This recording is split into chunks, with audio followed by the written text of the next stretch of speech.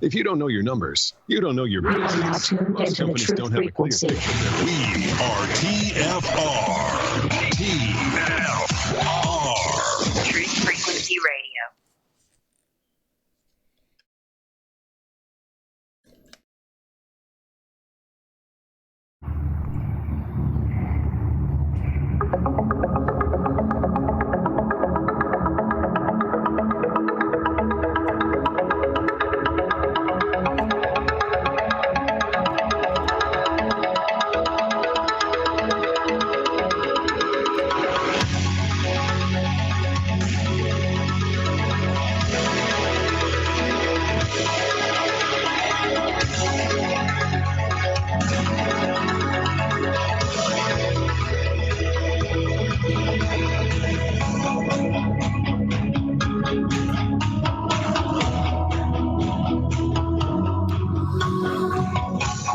Greetings, Earth Explorers. Welcome to X Squared Radio. I'm your host, Brooks Agnew, coming to you live from an undisclosed location east of the Appalachian Mountains. This is where the past meets the future, and here the results are always positive. We might go a little past your imagination. Have no fear. You will be safely traveling with us.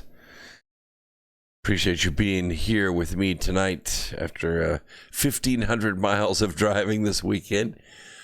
Wow, it's good to be in the chair. Let me tell you, this chair instead of that chair.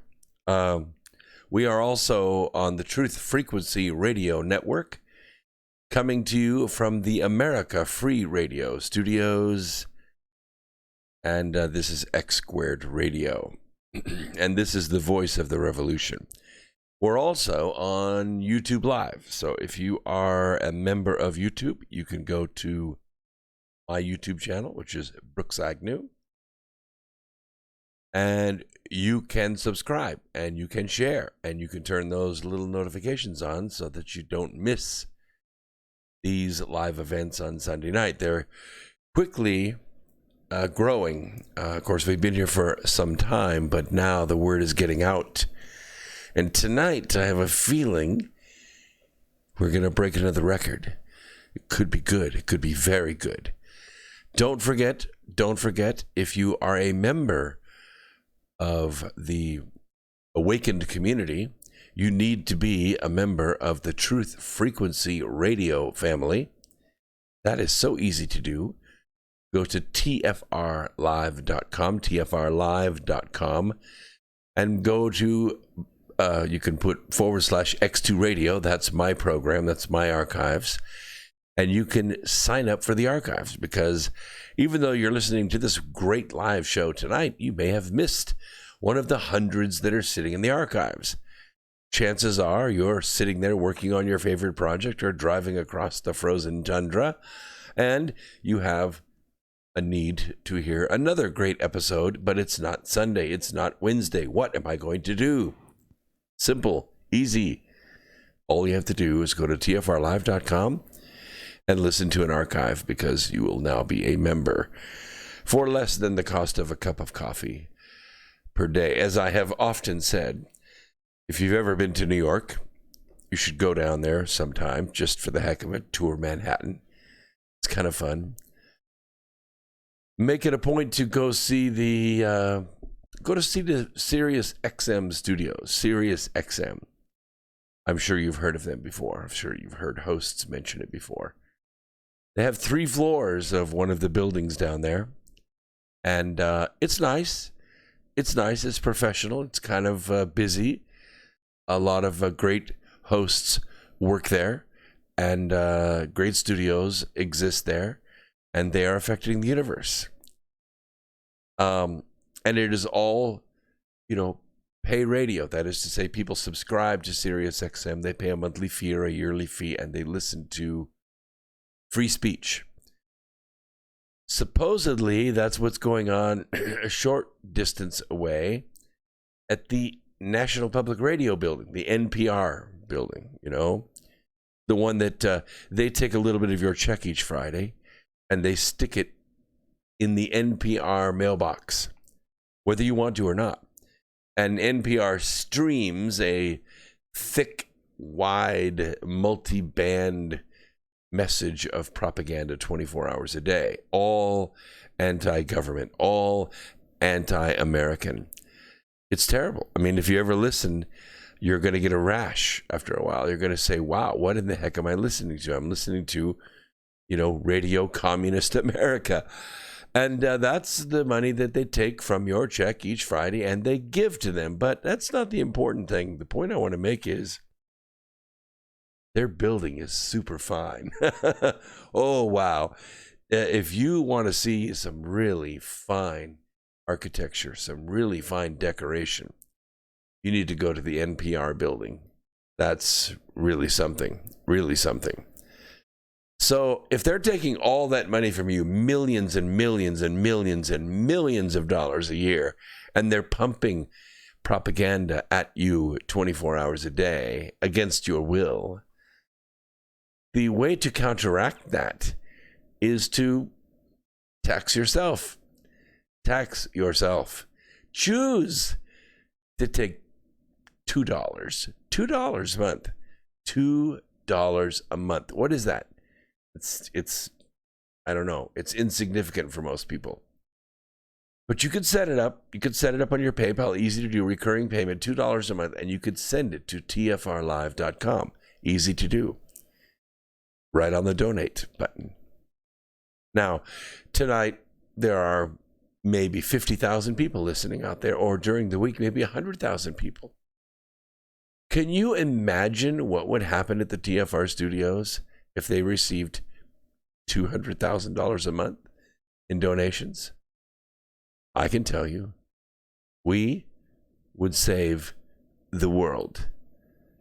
We would save the world. Quite simply. Do you or do you not want to be part of saving the world for $2 a day? That's the only question I have for you tonight. My Religion of Peace report in the last 7 days, the Religion of Peace has attacked 28 times. In those 28 times, they have killed 111 people. You know what? That's enough. That is enough. They injured 92 people. They conducted 2 suicide blasts, and they spread their bloody mayhem across 13 countries. Not as bad as last week, but you know what? If we had this news every single day, 111 people a week, 350 last week, 155 the week before that, on and on and on, week after week, all from the religion of peace. We might do something about it. Let's talk a little bit about the X59. By the way, welcome you YouTubers out there. Ronald, good to see you. Wayne, wow, look at that. Wayne's got this emoji next to his name. This is big. Yeah, that's good. Festus, nice to see you. Veronica. Piper Fogel, one of my favorites out there. Greenheart, good to see you out there. Terry and Catherine and Steve. Dr. Strangelove. Very good. Half Q, welcome. Welcome. And we'll fill it up. We'll fill it up. If you feel so moved, down at the very bottom is the top chat button. You can click on that and make a donation anytime you feel moved. And your name will highlight this big over on my, you won't be able to see it. It's on this monitor over here. And I will, whatever question you put in there, as long as it doesn't have too much profanity in it, I will ask it. The X-59. What the heck is the X-59? We know what the X-37B is, right? The stealth space plane that's up there, the kind of drone space shuttle that's up there running secret missions that I talk about in my book, Charm a Favor.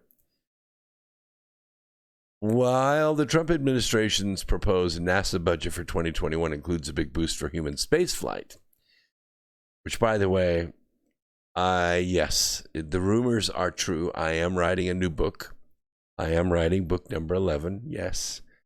And it is on human spaceflight. I haven't titled it yet. If you channel a title tonight, you can send it to me. I'll give it some consideration. No, there won't be any compensation for it. This is all part of the collection of brilliance that makes up X Squared Radio.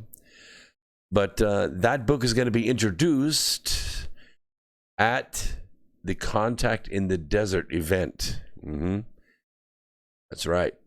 May 29th at Palm Springs. You can find out about it going to brooksagnew.com, brooksagnew.com, and you can go to the upcoming events and you can register. So the book is going to be introduced there, only there. Of course, then it'll be available on Amazon and Barnes & Noble. But I'm writing the book for the presentation that I'm making there in the big room. Yes, no, wait, let me say that correctly. In the big room. In the big room. Main event, 9 p.m. Saturday night. There should be roughly 8,000 people there. First come, first serve. That room won't hold 8,000. So you got to get there early. Anyway, human spaceflight. However, it also is going to boost funding for the agency's aeronautics division, including $25.2 billion budget requested by NASA is $819 million for aeronautics research, up from $783 million in 2020. One of NASA's chief aeronautics programs is the experimental X-59 supersonic aircraft. It's being built by Lockheed Martin to pioneer quieter sonic booms for commercial travel. NASA's budget documents released to date did not include the exact funding for the new jet, but the project is vital for the agency's aeronautics division. I quote, in aeronautics, the budget backs all of our cutting-edge research on commercial use of supersonic aircraft, all electric airplanes, and development of an unmanned aerial system that will make flying small drones safer and more efficient in the 21st century. That's Jim Bridenstine, who is heading up NASA. In the request, the agency continues its funding for the plane, dubbed the X-59 Quiet SST, Quiet Supersonic Transport. It's an experimental aircraft that's being designed and built to travel faster than the speed of sound, while only creating low booms or ultra-quiet sonic booms. The X-plane is expected to make its debut flight in 2022. That should be pretty cool. The proposed budget completes fabrication and testing of the low boom flight demonstrator in anticipation of its first flight, which will demonstrate quiet supersonic flight and pave the way for eventual overland commercial supersonic flight. Shouldn't be any louder than a Harley Davidson. A representative from Lockheed Martin explained that following the completion of the high-speed plane, the company will turn the plane over to NASA, who will complete a phase of testing to ensure everything is working correctly. After testing, NASA plans to test fly the plane over selected regions, probably flyover country, to gauge the public's reaction to the new sonic booms. They'll probably send out, Happy Meal surveys. In addition to funding the X-59 Quiet SST, the budget request also proposes increased funding for investment in ultra-fast hypersonic flight, hybrid electric jet engine systems that could power future passenger airliners, and research on the safe integration of remotely piloted aircraft into U.S. airspace. In the request, the agency explicitly states that they are proposing funding not only for the plane, but additionally for research to make air travel safer and cheaper and safely integrate drones into the nation's airspace. I'm not excited about being a passenger in a drone. You? I kind of like to hear a different pilot, up there saying, well, we've done our calculations and we're going to be 8 minutes ahead of schedule, arriving at gate C. Don't you? Yes. I'm not ready to hear a Cylon voice. Yeah. I kind of like having, if the plane has a oh crap moment, I want a pilot who could say, wait a minute, I know what to do, even though the drone robot pilot would probably short circuit. Maybe he would know the answer, maybe he wouldn't. Maybe all mistakes made on all airplanes by all pilots would be known by him. But the robot's never going to have one thing that live pilot has. You know what that is? A will to live. Yeah, because if that plane crashes, guess who the first one there is? Yeah, it's nice to have that personal touch, that personal decision making. You don't want to ever hear a drone say, "Wow, what a ride!" When you're really having one of those flights, the ones where they skip the meal. You ever had one of those? I had. Woo! I was flying to, I think, San Francisco, flying over the Rocky Mountains. Wow. I thought the wings were going to rip off the airplane. They never did, though. We never see wings fall off an airplane. That's kind of comforting. We see tails crack. We see engines fall off. We see landing gear that doesn't work.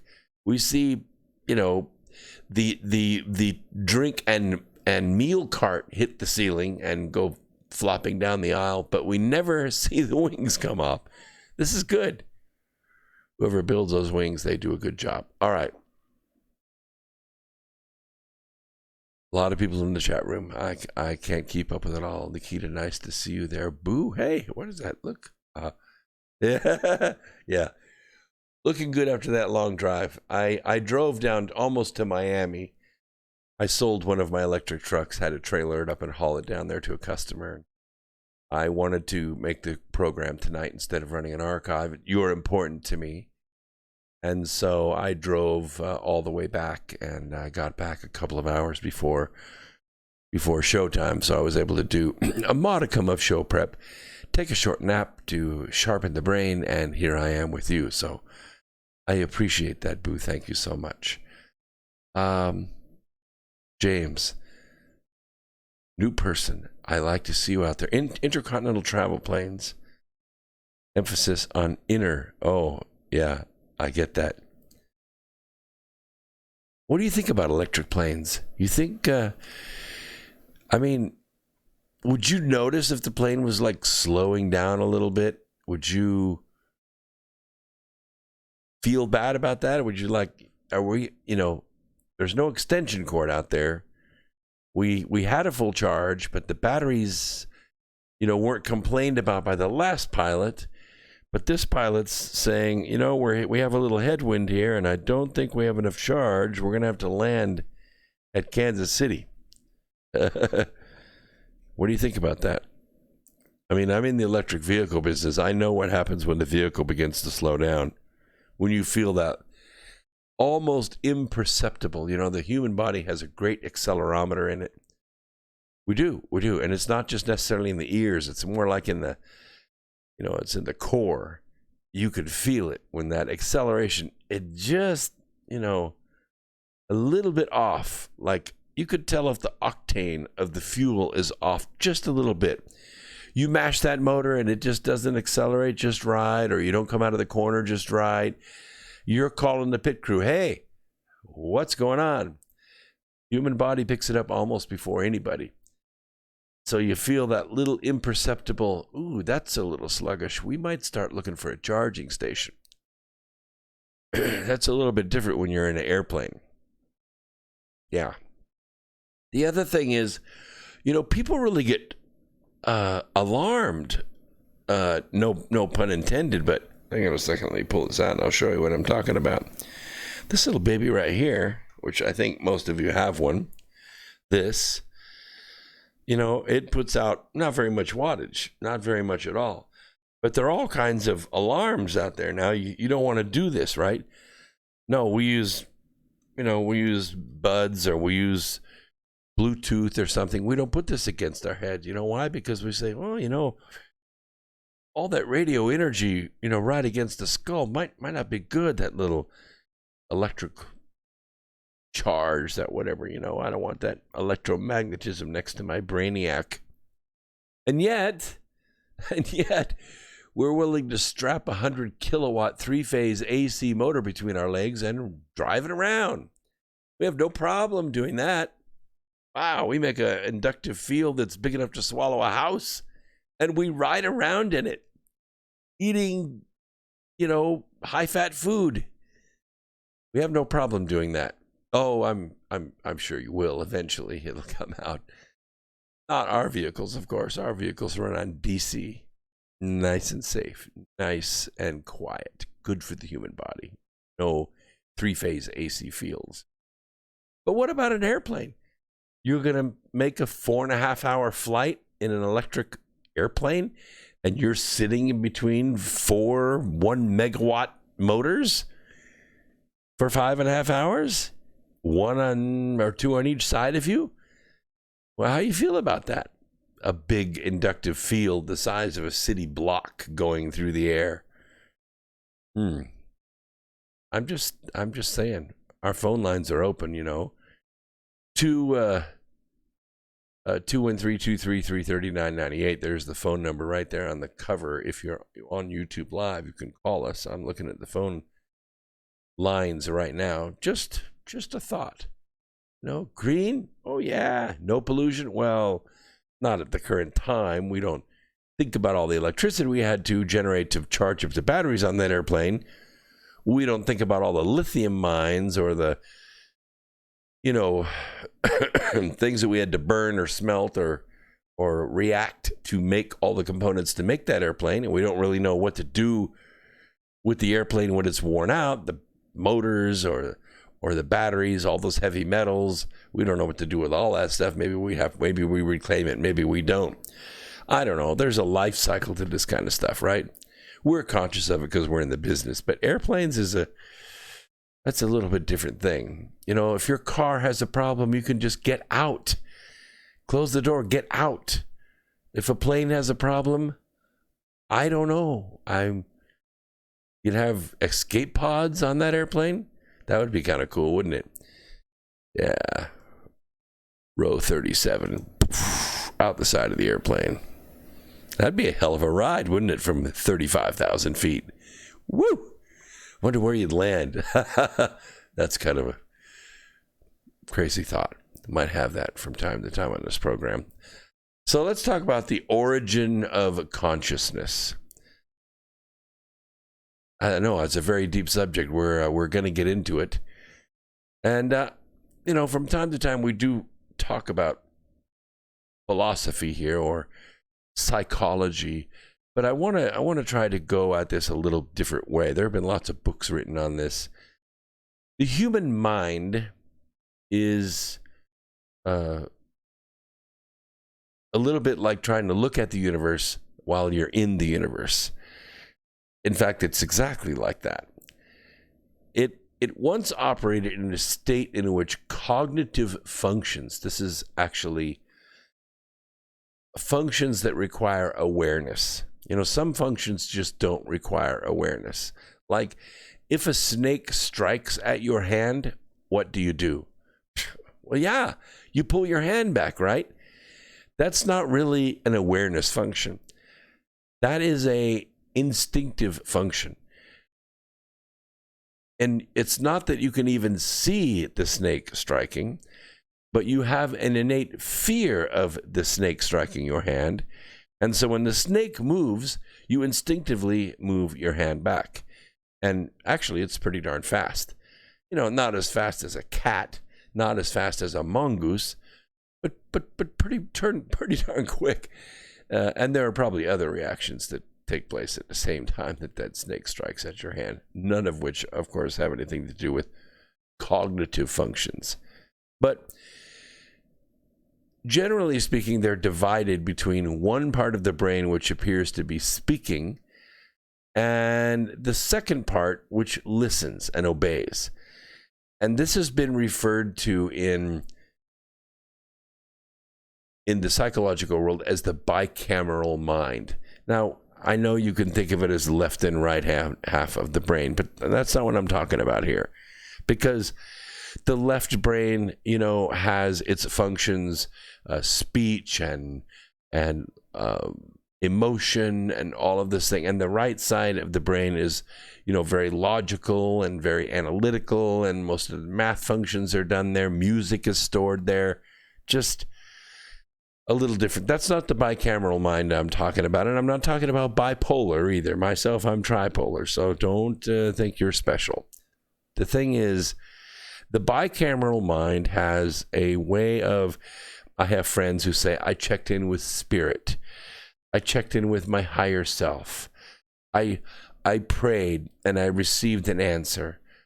I thought about it and I decided. You see, this is the bicameral mind. Part of the brain listens and part of the brain talks.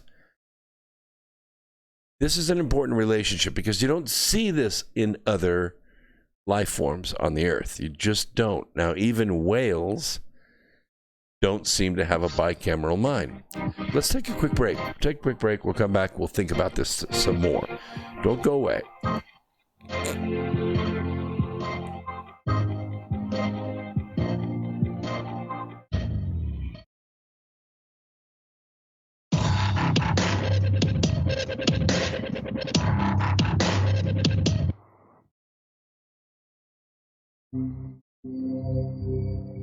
Discover the extraordinary powers of intuitive healing with pain transmutation, a method of holistic healing for the human soul, body, mind, and emotions. If you are looking for answers and a deep understanding of how to help yourself and the people around you to live a happier, healthier life, this is the right place for you. Learn how to read your soul's history in the Akashic Records. Remove negative energy attachments from your astral body and start the process of inner and outer pain transmutation. Join Pain Transmutation Community to get started on the path of intuitive healing. Change your energetic state. Manifest new and exciting experiences. Re-energize your life and build inspiring connections with others in our community. Hey folks, guess what the number one phrase that Life Change Tea receives by email? You ready? We love this tea. We love this tea. Time after time, week after week, we love this tea. Life Change Tea gives you more energy, a beautiful cleansing, and fulfills its slogan perfectly. The tea that makes you go. So if you want to be on your health game, log on to getthetea.com and order Life Change Super Strength Tea. Packages come in a 1-month supply, and when you brew this stuff, wait until you see the results. Aren't we all about the results? And with a lot of people's health struggling, we can use a little bit of help. Doctors will tell you disease starts in the gut. So log on to getthetea.com. That's getthetea.com. Be our next email saying, I love this tea. I love this tea. Get the tea at getthetea.com. Helping America one tea bag at a time. True initiation is an inward journey. It's a spiritual path that is totally inward. It has nothing to do with anything external to you. I want to determine if the grand architect is indeed what I believe it to be, which is the artificial intelligence. The initiatory path is one of self-discovery and self-revealing. It's not a journey that someone can hold your hand through. Tonight, ladies and gentlemen, I want to take you through the steps of initiation. Remember, you are divinity. Step Beyond the Veil with Chris and Sherry Geo. Fridays and Saturdays, 7 p.m. to 10 p.m.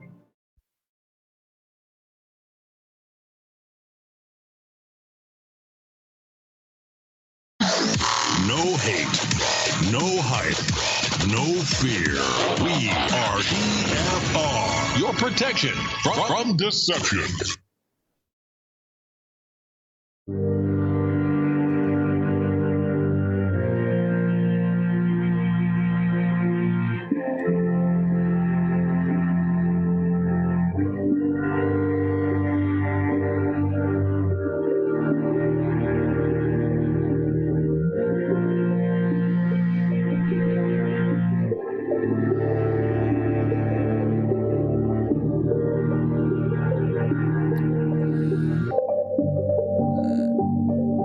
And welcome back to X Squared Radio, coming to you live from the America Free Radio studios, somewhere in an undisclosed location east of the Appalachian Mountains. Really quick, March 7th, I think it is. Yes, March 7th, we have another webinar, first class, coming up. This will be the last one of the spring. We won't have another one, I think, until May, and then not again till the end of the summer. So if you want to begin your second chance mentoring, get a chance to kick off your roaring 20s, you should sign up for my webinar.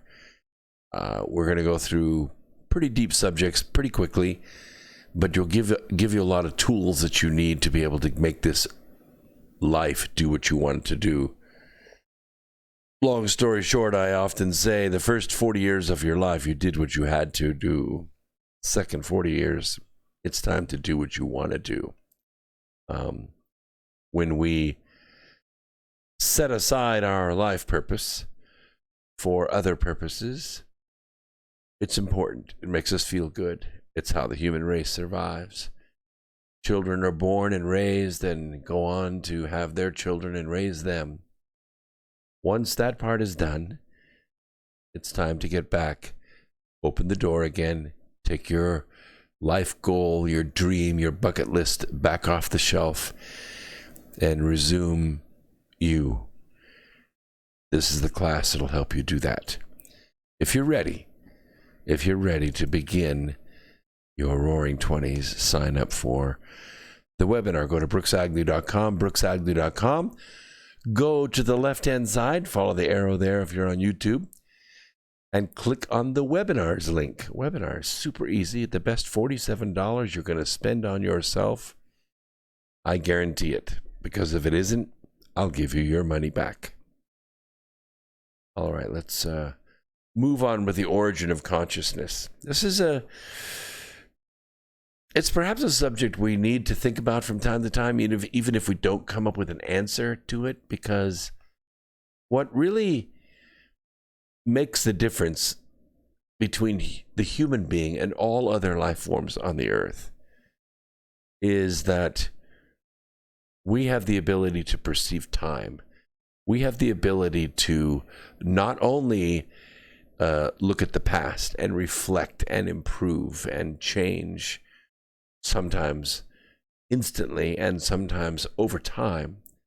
We can improve, we can correct things in ourselves.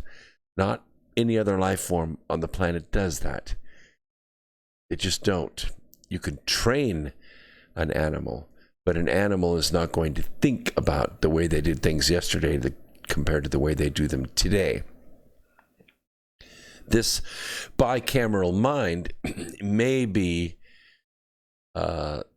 the area at which this takes place, because we can hold a conversation with ourselves in our mind. We have the speaking side and we have the listening side. Now, it's by the way, the term bicameral mind was coined by Julian Jaynes. He wrote this in 1976 in a book. Man, I haven't read this book in a long time, but I just got to thinking about it again. The Origin of Consciousness in the Breakdown of the Bicameral Mind. Now, bicameral mentality, he says, would be non-conscious in its ability to reason and articulate about mental contents through meta reflection. Remember, I was talking about being able to think about the way you did things yesterday, or almost more importantly, the way things were done to you yesterday. Reacting without explicitly realizing and without the meta-reflective ability to give an account of why one did so or did something. Now, that's probably the hardest thing for me anyway. I can figure out how. I can figure out root cause analysis. I'm really good at that. I have a good discriminating mind, and I have a lots and lots of training at problem solving. But when it comes to why, this is what separates humans from all other forms of life. But it also stratifies the human being. By the way, James says he's quadpolar, so I can respect that. It's comes from a person with maybe the ability to look at things with multiple personalities at the same time. Not that, anyone has really multiple personality syndrome where you split into different personalities to handle different situations. But for those personalities to sit down at a table and have an intelligent conversation with one another, that's what I'm talking about here.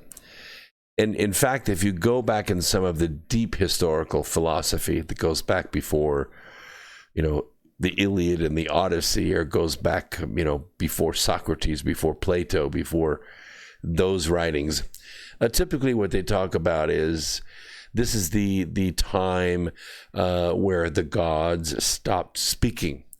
And this is, kind of basically what they're talking about, this other thought, this other voice in your mind that speaks to you.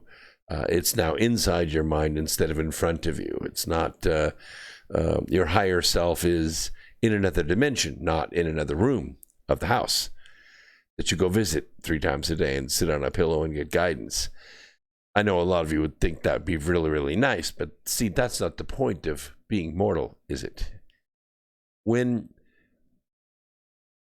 bicamerality, this bicameral mind, as a method of social control was no longer adaptive in complex civilizations, this mental model was replaced by the conscious mode of thought. And it kind of boils down to this. How far ahead do you look? Some humans, if you go back to primitive societies, and we have some of those still on this planet, natives who live in the forest or the woods or whatever, they don't think much beyond, the next meal, maybe the next day. It's possible. What am I going to hunt for? Am I going to find a monkey to eat today? Am I going to, find berries on this plant that didn't have berries yesterday? Am I going to go someplace else? The whole idea of hunting and gathering, which has a lot of adaptive meanings even in our modern society. You could call it foraging, if you will. You could call it job hunting. You could call it, moving to the money. I've been a consulting contractor for, 21 years. I go where the money is. Am I a hunter-gatherer? Yeah, maybe. It's part of the core of humanity. The bottom line is the societies that become more advanced and thus more peaceful generally are the ones who look furthest into the future. So if you have a society that's willing to plan, say, 100 years in the future, wow, 100 years in the future. Go back and look at the Mayans or at the Egyptians. Hang on a moment. Go back and look at the structures that were built in Giza. When the Egyptians walked into the Nile River Valley, those buildings were sitting there, alabaster white and perfect, coated with a layer of smooth limestone shining in the Egyptian sun. with a crystal capstone on the top. Can you imagine what that looked like? Have you ever seen the pyramids, like up close, personal, put your hands on them? They're spectacular, those first 3 pyramids at Giza. But they are nothing. They are a pile of rock compared to what they were when Egyptus walked into the Nile River Valley with their people. I'm serious. Nothing in comparison. Just a pile of pebbles. Now, that was a society that didn't look 100 years in the future. They maybe looked 10,000 years in the future, maybe 5,000 years in the future. When the Mayans built their architecture, when Pakal built his tomb lid, when the Temple of the Sun and the Temple of the Moon were laid out at Teotihuacan with all the structures that are out there in the countryside, you think they were thinking about this summer's harvest party? No. They were building something that had a millennial value. It didn't make them superior. It didn't intimidate their enemies. It didn't provide shelter from South American storms. Nothing. It was an expression of their technology, and their technology was an expression of their understanding of their relationship with the stars. The 3 pyramids in Giza, everyone knows this now, but we didn't know this for a long, long time. They're laid out like the stars in the belt of Orion. The same angle, the same alignment. In fact, the vents in the large pyramid in Giza are still aligned to this day with the star Sirius within 1/2 arc second. The edges of the pyramid, the 4 square edges, they're not square. They're concave. They're bowed in just a little bit. Do you know what that bow is from corner to corner? It matches the circumference of the earth. Yeah, this is the kind of forward thinking, the attention to huge detail that these civilizations had. Did they last? No. Even though they were able to plan 1,500, 5,000 years in the future, they didn't last. Their societies ended. Or did they? Something to think about. I often wonder about having lived multiple lifetimes on maybe multiple worlds. There's that question again. Why? What is the purpose of having multiple lives? Why is it, and this is a good problem solving for you, why is it that sometimes you feel like you've been somewhere before? Why is it that somehow you know how to do something that you should really not know how to do? You never read the book, you've never had any training, but you can pick up that instrument and use it. You can pick up that piece of equipment and use it. You know exactly what to do with this widget or this piece of technology. You know where this piece goes in the puzzle because you've seen it before. One of the answers could be that you had that experience before in another lifetime. And there are a couple of schools of thought on this. Let me put this in parenthetically, because some people think, oh, well, that's just, another person that has had that experience who's sharing that with you telepathically, and you are thinking that it was your experience. I suppose if you're going to sit there and argue that way, that's really no fair, because you're just, pulling that out of the air and you're bringing it into the argument, and who can argue with that? Who can fight with that? But just as plausible, maybe even more so, is that it isn't someone else. It was me. I was that person. I had that experience in that age, in that time. I was the one that had that pain. I was the one that learned that bright or dark and terrible lesson. And now I know this for sure. I'm not going to repeat it in this lifetime. I know you because I have always known you. See how powerful that is?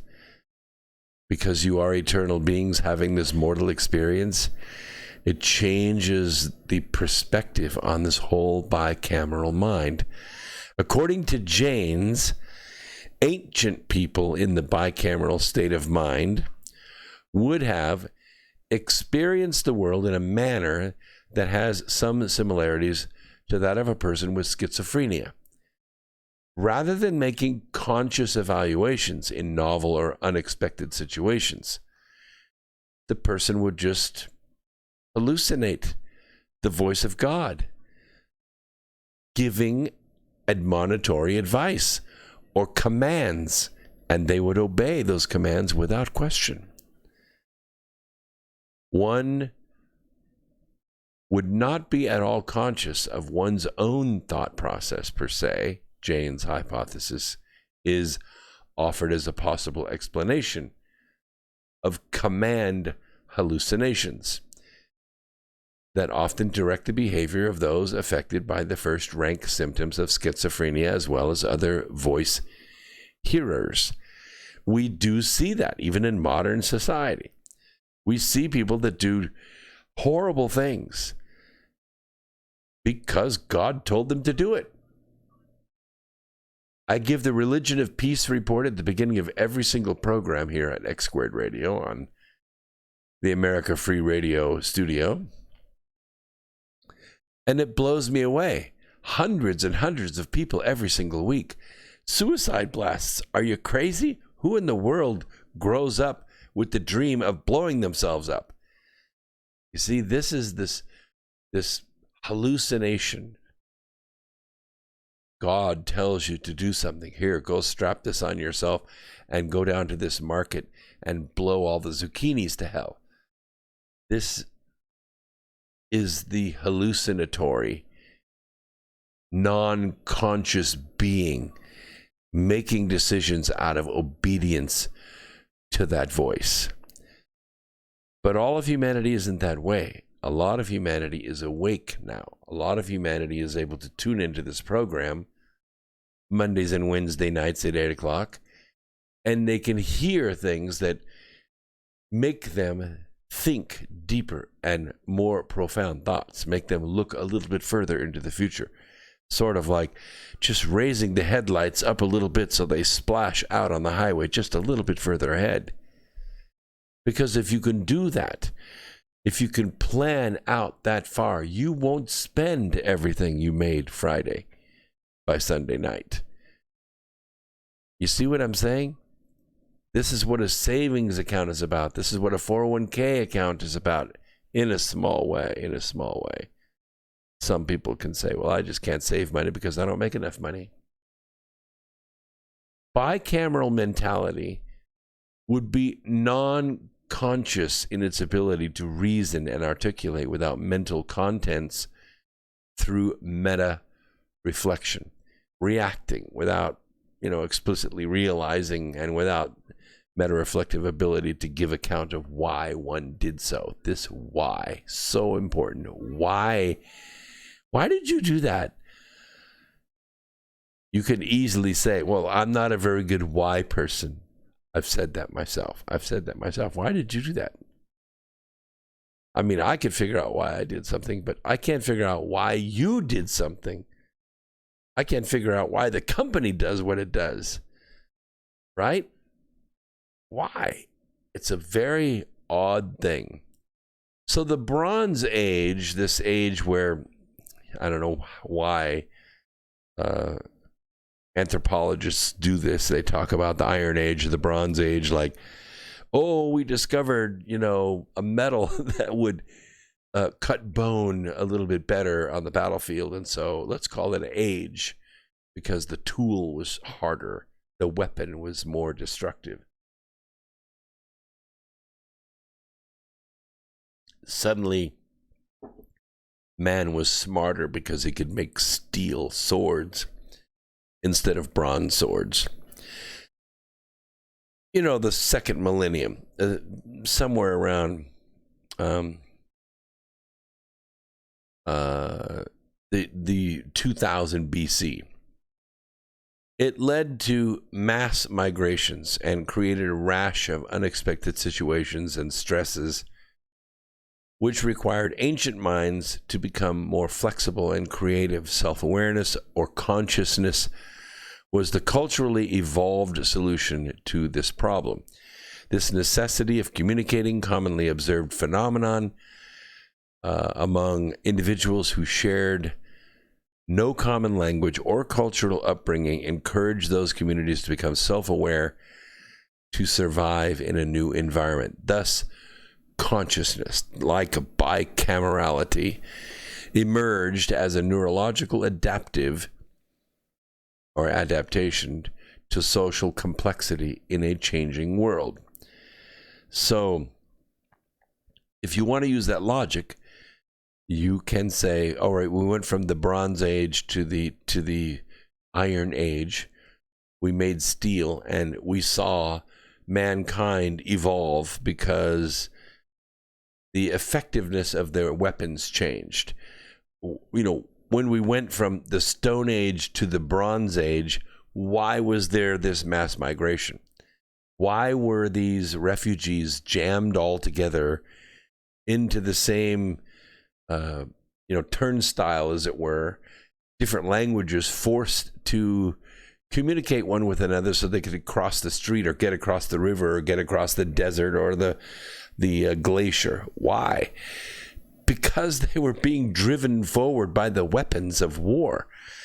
Because once bronze was, fashioned into weapons, it was sharp enough that you could, do damage at a further distance, and you could be much more effective against a stone axe or a stick, right? Just cut the end of the stick off. People were no longer able to defend themselves against the warlords, so they moved. Like I was saying last week, as long as there is a wilderness, as long as there is a frontier to go to, there's generally world peace. Not saying that there isn't confusion, not saying there isn't chaos. When people pick up and move, there's chaos. But at least, there's peace. You can find a new place to make a farm. You can build a cabin in the mountains. You can build a farm out on the plains of Oklahoma. You can plant corn or wheat and then share with someone who planted sorghum or watermelons. I mean, there's a way of making this happen as long as there is a wilderness, as long as there's a frontier. But when that wilderness and frontier goes away, when you're backed up against the edge of an ocean or the edge of the earth, as it were, then war breaks out because you have to stand and fight. And there are, as I said, two kinds of warriors. There are the warriors who enjoy killing, and there are the warriors who will stand against those who enjoy killing. The difference is that at the end of the war, the latter will bury his weapons or will turn his weapons into plowshares. The former will just breed again, and they will come again. And we're facing that every single time we leave them alone. They will breed again, and they will build up, and they will come again. Hence my assertion that there is an ongoing eternality to the human soul, that there is an evil out there, and there are evil souls. There are evil souls that cannot be saved. They cannot be saved. They forsook their first estate, and somehow they made their way around the well of souls, and they made their way into a mortal body, and they were born wicked. They were born evil, and they are evil, and they will always be evil. And it's unforgivable. It's forgiveless. They cannot be forgiven because they already violated their first estate. They shouldn't be here in the first place. They're here because of a loophole. It was a loophole, and it was left open by God. After Cain slew Abel, Cain, being the seed of Lucifer, was allowed to stay on the earth. His DNA was able to breed with other humans on this planet. Over time, that progeny carried forward the seed that allowed the souls who did not keep their first estate and were blocked by enmity to come to this planet and take the children of Eve as their own. And they came anyway, and we face them ever so often. We go to war with them, and we defeat them, and we kill their physical bodies off. And then for a generation or two, we're okay. We're back to peace. We're back to art. We're back to music. We're back to, cutting the grass and washing our clothes and teaching art. And then they're born again. And then they breed again. And then their souls have a place, a genetics to come back to. And as soon as they're born, they immediately begin thinking about killing. They're here. They're here. And they are building up again. And we will face them again. Why? Because they're born that way. Because that's all they do. That's all they think about. From the time they wake up in the morning to the time they go to bed at night, the only thing they wish is they can kill one more person. I'm sorry. That's just the truth of it. They cannot be forgiven. They can never be forgiven. Just like the giants in the days of Enoch. Take a quick break. We'll be right back after this.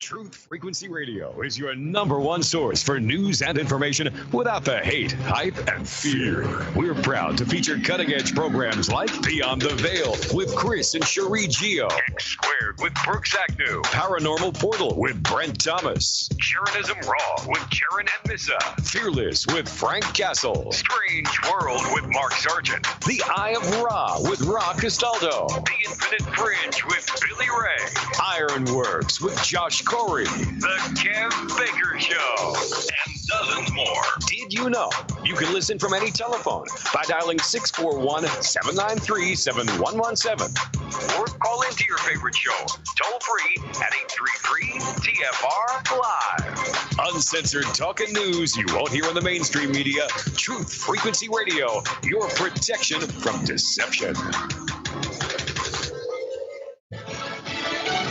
Soak your engines. I'm Steve Rappaport, Fox News. He was the driver-in-chief at the Daytona 500. We love our country, and it's truly an honor to be with all of you at the great American race. Gentlemen, start your engines. President Trump also taking a lap around the track in his limo, but NASCAR season opener started on a damp note. Rain postponing the race for the first time since 2012. Drivers will try again tomorrow afternoon. Democrats, meanwhile, were off to the races in Nevada to campaign before next weekend's caucuses. Pete Buttigieg telling supporters in Las Vegas. I want to thank you for everything you are doing to help us show, not just tell, what a different kind of politics looks like when it's based on inclusion, based on belonging, and based on a better future. Rival Bernie Sanders leads the field according to a new poll in the Las Vegas Review-Journal. Some of them will also have the chance to make their case to the voters with another nationally televised debate set for Wednesday in Las Vegas. As for the delegate numbers right now, Mayor Pete Buttigieg is currently leading the Democrats in the delegate count with 22. Senator Bernie Sanders is right behind him with 21, and Senator Elizabeth Warren is in third with 8 delegates. Fox's Tanya J. Powers. Residents in Jackson, Mississippi, bracing for the possibility of catastrophic flooding as the Pearl River continues to swell. The water will continue to rise throughout today and continue to rise throughout Sunday evening. Governor Tate Reeves adding it will be days before the waters start to recede. The National Weather Service expects the river to crest tomorrow at 37.5 feet. One of the remaining USS Arizona crew members who survived the attack on Pearl Harbor has died. Donald Stratton passed away in his sleep yesterday at his Colorado Springs home surrounded by family. Stratton was 97 years old. America is listening to Fox News.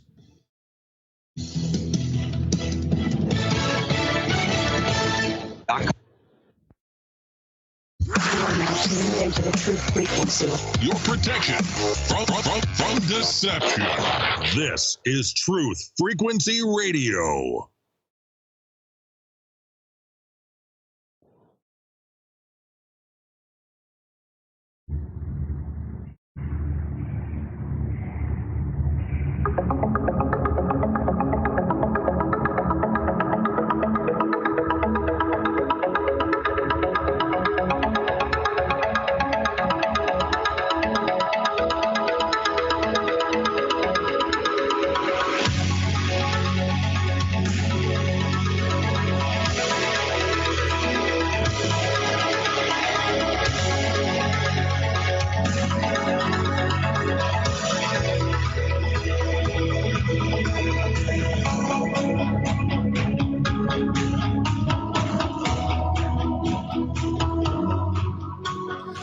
And greetings. Welcome back to second hour of X Squared Radio.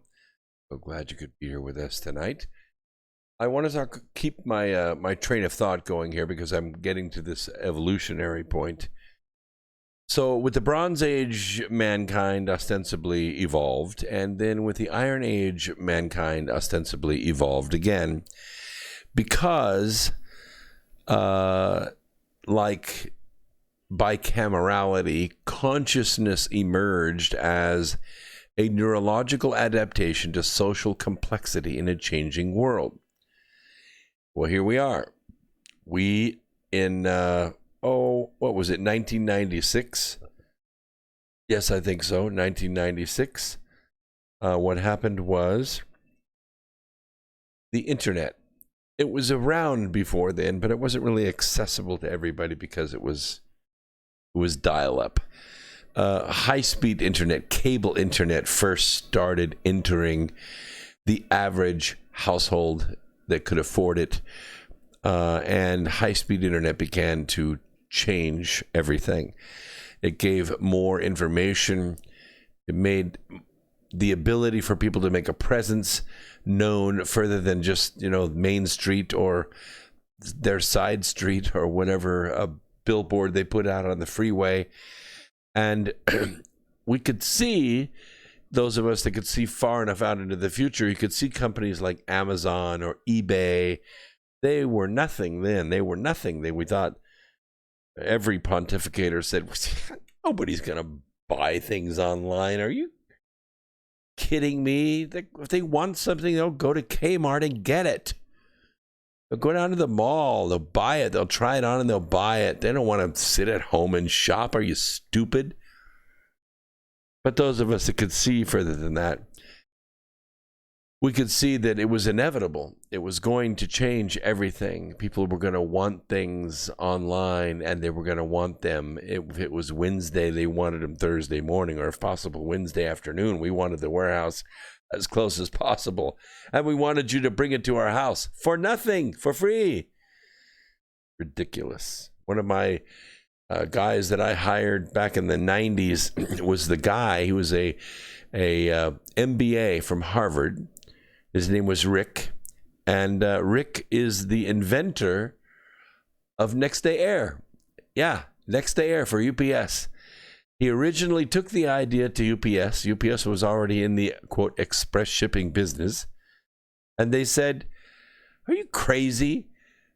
Nobody wants stuff overnight. That's never going to fly. Nobody's going to pay for that. Well, the rest is trial balloon history. Next Day Air changed the freaking world, along with about half the airports in the world, didn't it? It changed everything. In fact, once you combined Next Day Air with the internet, what you ended up with were hundreds of thousands of people like you and me and others with Amazon businesses at home. And they're making money. They're supplementing their income. And some people are really doing a fine job of it. They replaced their income. They became their own department stores, selling and reselling stuff, drop shipping stuff all over the world, from all over the world. And the other effect is that all those manufacturing plants that make connectors and toys and tools and gadgets Guess what they did? They started running overtime, 3 shifts, 7 days a week to keep up with demand. No, I mean, the Barnes & Noble stores started closing. Yes, Kmart did go away, as did Sears. You see, this is called evolution. This is how it happens. The neurological adaptation to a social complexity in a changing world. And yes, evolution in this sense, this bicamerality, this consciousness level is changing again.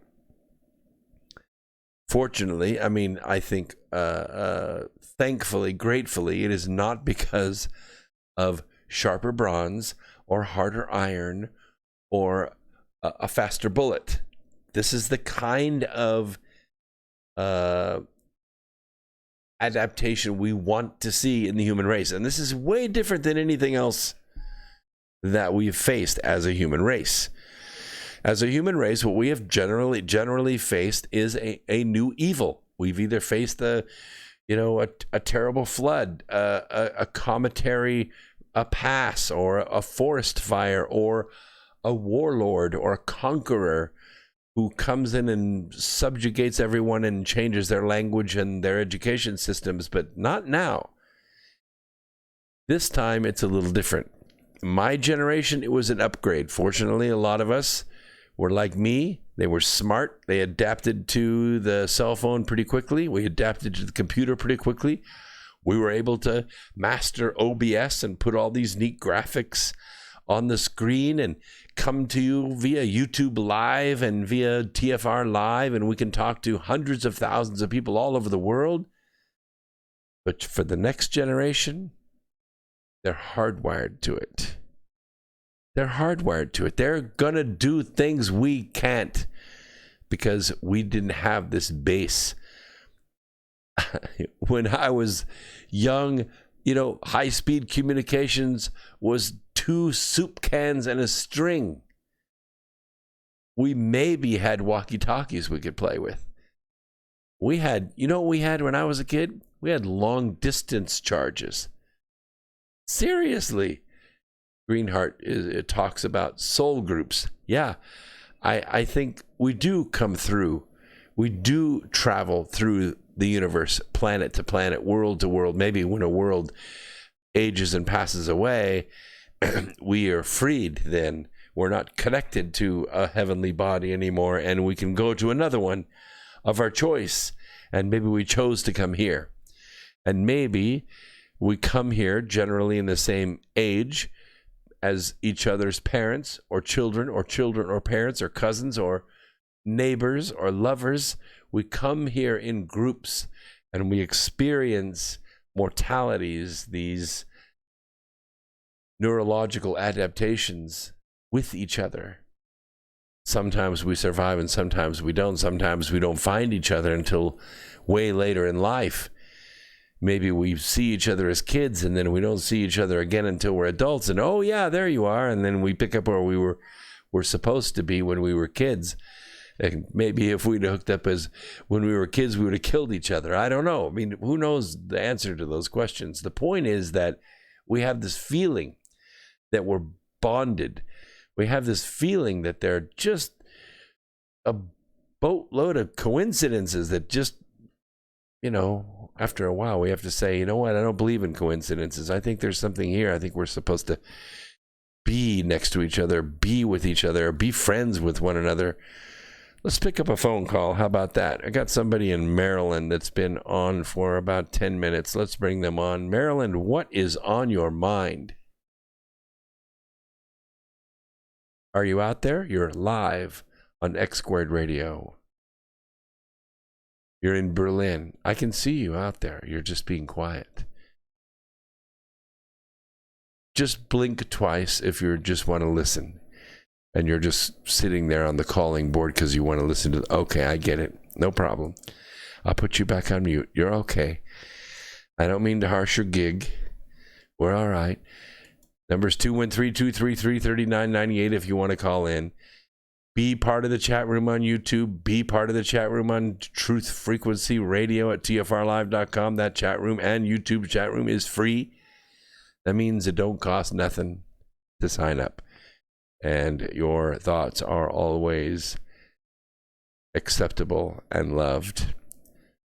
Yes, TFR would save the world if every listener donated $2 per month. It's true. It's true. I appreciate that, Alan. Good way to write that down and record it for all time and eternity. And I'll try to keep up with the chat in YouTube. It goes pretty fast sometimes, and I appreciate you all being out there. Kathleen, nice to see you. I'm glad you're enjoying the show. I'm enjoying having you out there too. Spring is coming, and this world is going to rapidly accelerate. And lest you be left behind, you should get the tools to be able to work with that. You can do that either by getting my book, Remembering the Future, The Physics of the Soul and Time Travel, in Amazon or Barnes & Noble, and you can sign up for my webinar. It is the 7th of next month, 7th of March. The tickets are available at brooksagnew.com under webinars. And that's all the commercials I'm going to do right now. So there are some counters in deep consciousness philosophy about this bicameral mind, that one day we had this gods talking to us and the next day we didn't, and then we evolved by basically speaking to ourselves in some quasi hallucination. Janes further argues that divination, some people call it prayer, some people call it oracles, some people call it higher self or spirit, that during this breakdown period, in an attempt to summon instructions from the gods whose voices could no longer be heard, the consultation of special bicamerally operative individuals, or of divination by casting lots and so forth, was a response to this loss. In the scriptures, like in the book of Samuel and even in Matthew, we talk about soothsayers or fortune tellers or channelers, people who can somehow read cards or read stars or divine from number patterns. You know, most of the tarot cards are all based on the rule of 78s. It's all the card systems work the same, even if the pictures are different. But the number system of the rule of 78s is what applies there. It's a mathematical probability of certain things happening. And it's kind of odd. Well, it's not odd. It's kind of inspirational when you have the number patterns come up over and over again. You have multiple readings from multiple people, or multiple people get multiple readings from the same person using the same cards, and they get the same reading. That's enough to set your hair on the back of your neck up. But the point is that there is a connection between this mind that's out there, your mind, her mind, our minds. It is not a hive mind. It is a collection of minds. And if you read the book, you'll understand that what we have is source, which is the sum of all minds. But now when we create a universe and you divide that original source up, not by, cutting it into pieces, but by taking the square root of it, now you don't end up with the sum of all minds. You end up with the sum of the squares of all those minds. And it's a little bit different function. It is much more expansive. It's much more able to accomplish stability when it comes to the purpose and the origin of universes. In other words, you don't really get a big variety of universes. All universes are basically the same because it tends toward an average that is within a certain range of averages. All universes are built out of protons and electrons, for instance. all universes form as carbon-based universes because of the way atoms lay out on the periodic chart, the way those mathematical systems work out, matching those elements up in groups 1, 2, 3, 4, all the way to 8 and beyond, that all these elements in this vertical row of the periodic chart have the same basic electron or charge moving capabilities. All the group 8 metals are great ion exchange metals, platinum and rhodium and iron, and all of these lithium metals. Everything has a way of working in those groups of the periodic chart because of the Fibonacci sequence. See, all of these things work out on a pattern of resonance along the golden mean. If you're off the golden mean, can it exist? Yeah, but it is kind of interfering with all the other vibrations in the universe, and so it's probably going to self-annihilate after a while. Unless it comes in very powerful, or unless it comes in very high numbers, it doesn't have a good chance of shifting the average reality. The average reality is the presence of all the sentient beings in the universe. And so it is this collection that makes up the universe. Now, there's an argument. If you've ever read the Epic of Gilgamesh, this is a good counterexample to this whole idea against Jaynes's original proposed argument. And it kind of goes like this. Early copies of the Epic are many centuries older than even the oldest passages of the Old Testament, and yet it describes introspection and other mental processes that, according to Jaynes, not possible for the bicameral mind. Jaynes noted that the most complete version of the Gilgamesh epic dates to post-cameral time, 7th century. He dismisses these instances of introspection as the result of rewriting and expansion by later conscious scribes, and points to differences between the more recent version of Gilgamesh and surviving fragments of earlier versions. The most interesting comparison is in Tablet 10. His answer, however, does not deal with the generally accepted dating of the standard version of the Gilgamesh epic to the later 2nd millennium BCE, nor does it account for the introspection characteristic of the standard version being thoroughly rooted in the old Babylonian and Sumerian versions, especially as our understanding of the old Babylonian poem improves. In other words, the introspection that was available in the 2000 BC version predates the emergence of, or should I say, the loss of the physical gods, forcing the bicameral mind to evolve because the gods were no longer present to give them instruction and for them to obey. They now had to create this hallucination to replace the gods that were no longer there. It didn't happen until like the 6th century or the 5th century BC. So you see, introspection did exist, and so Jaynes is probably flawed. And it's nice to think about this kind of stuff because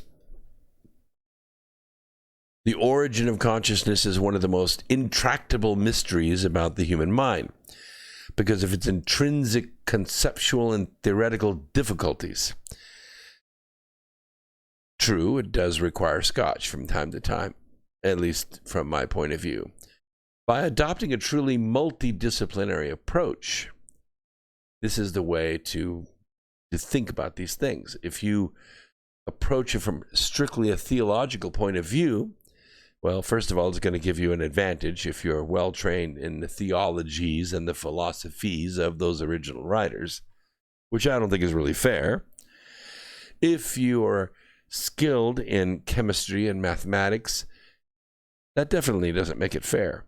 But when you take it from a multidisciplinary point of view, you accept the musician and the artist, you accept the mathematician and the architect, you accept the astronomer. No, not astronomers. We would accept the astrologer, not the astronomer. Astronomers, I don't know what their problem is, but we'll leave them out of this conversation.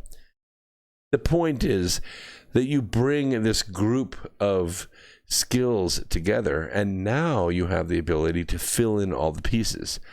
If you look at the ancient relics that are out there, the architecture that's out there strictly from an anthropological point of view, you don't get the right answer.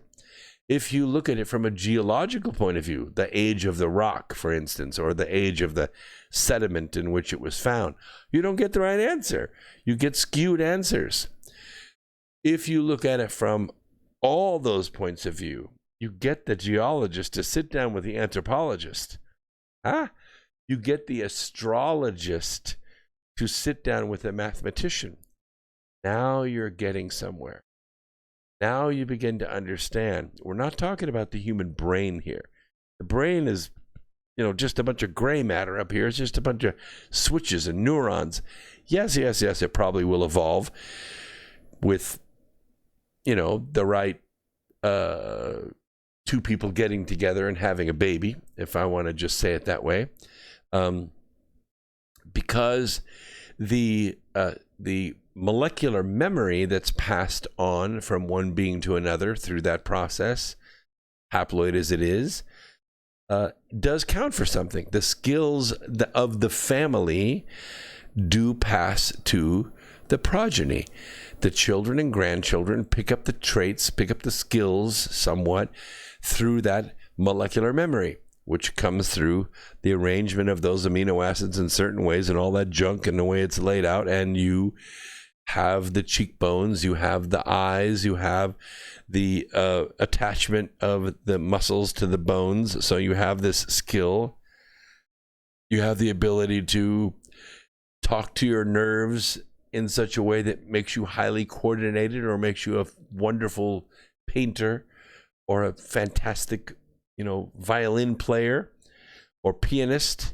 Some people have big fat hands and can't play the piano very well, and some people have nice narrow dexterous fingers and they're wonderful at playing keyed instruments. That's the molecular side of the memory, but there are a couple of other types of memory that go into not just the brain but the mind, that go into the consciousness that makes up the origin of the human presence. And I think it's profound. I think it exists beyond just Earth, although I think Earth is a fantastic world. I think if I originated on Mars and I had a chance to come to Earth, I would take it, because Earth is way better of a place.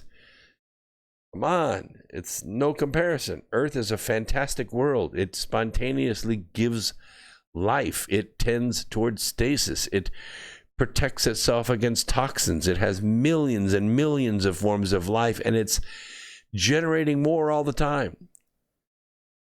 More things are coming out of the symbiotic relationship between human DNA and the earth than you can imagine. There's a reason why Adam told God he was naming the woman Eve, because she was the mother of all living, because our DNA is in everything. We're quite similar to a cabbage. Seriously. Or to put it another way, the cabbage is quite similar to us. What makes the difference? Consciousness. That's what makes the difference. The awake consciousness. The potential for not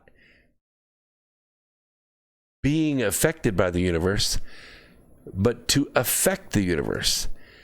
Why? Because we generate ideas. We generate ideas. It provides our species with a definite survival advantage, yes, but it provides us with so much more than that, because we don't just survive. We savor. We don't just procreate. We love. We don't just, have children. We nurture. We don't just go from Monday through Friday doing whatever it is we do, plowing or making something or answering the phone or teaching. Or we don't just do that. We change. We evolve day by day, hour by hour. We have a concept of the human spirit. Just hearing the president as I passed Daytona this morning, I of course couldn't get a hotel room anywhere there, but it was kind of cool to pass by. It was kind of cool to realize Air Force One is going to fly over at 800 feet. And, that's the human spirit, the inspiration, the things that we do for fun, just to have fun, to watch a car race or to drive a race car, for crying out loud. That's not a living. That's a concept of running on the ragged edge, right out, almost on the edge of not being in control in order to finish across the finish line before someone else. These are great concepts, and we will continue this line of thinking right after this break. We'll take a quick break, quick 3 minutes, and we'll be back right after this. Don't go away. You YouTubers, hang out. I'll check the chat room out while we're on break. See you in a few. Be right back.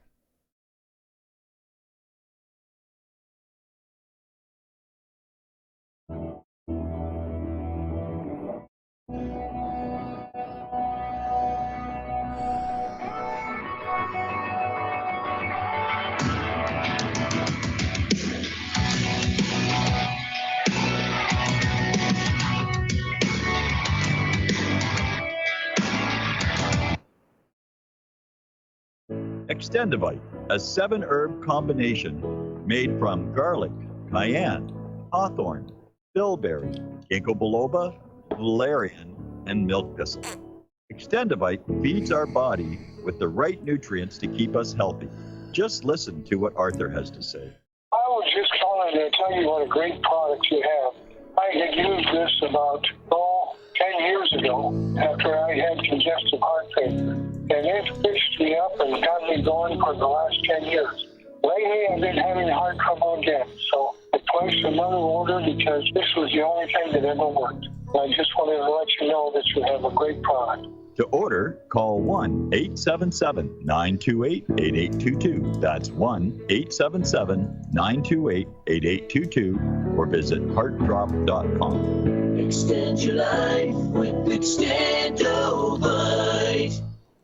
Poor water quality is a major health issue, and it's only getting worse. Municipalities can't keep up. Standards have dropped, and pollutants are increasing. Where does it all end? It ends by keeping the pollutants outside of your home with HydroCare's advanced systems available at Wave Home Solutions. No less than the best purification materials and processes have been developed by HydroCare to provide you with healthy, clean water for drinking, cooking, and showering. HydroCare far surpasses the competition in removing chlorine, odors, iron, lead, chemicals, limescale, and much more. Don't settle for less when it comes to your water. We'll take care of the toughest water problems for you, whether it's from a city or well source. Satisfaction guaranteed. For more information, call 888-997-WAVE. That's 888-997-WAVE. Or go to bestwater123.com. That's bestwater123.com. Wave Home Solutions for a healthy, comfortable home.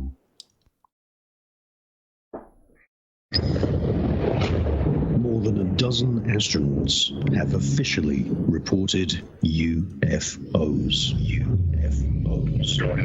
Hundreds of hours of UFO footage were filmed by astronauts aboard the space shuttle. Many of these UFOs can only be seen in ultraviolet light. Retired former Apollo astronauts and cosmonauts now tell their stories of their own personal UFO encounters.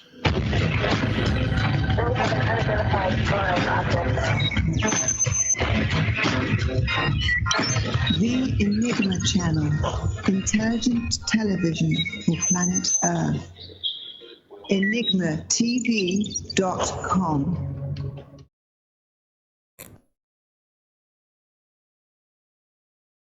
Real people, real radio. Wherever you are, make it TFR. Truth Frequency Radio.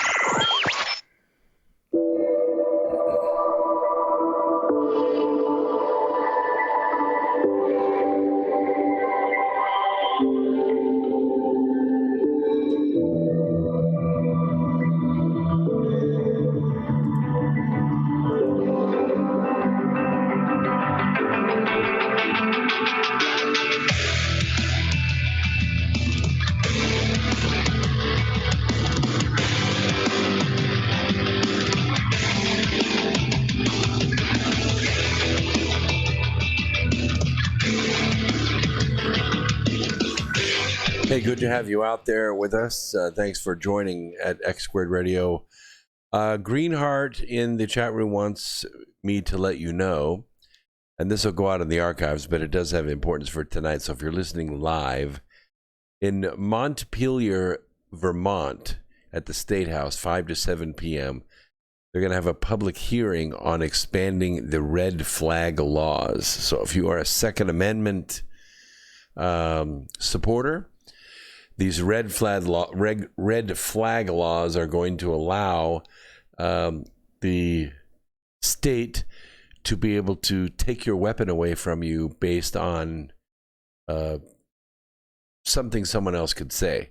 For instance, if you are concealed carry and you're in the fresh, produce section of your grocery store, and you lean over to get some of those sweet onions, and somebody over by the broccoli happens to notice that your gun is printing on the back of your belt, and they pick up their cell phone and call 911 and turn you in for having a gun in the grocery store. That's a red flag law. You obviously have a mental problem being in a grocery store packing a gun. And so law enforcement's going to show up, and they're going to take your weapon away from you because you're obviously not thinking straight. These red flag laws are just a way for the state to take your weapon away from you and disarm you. And I mean you collectively as a society.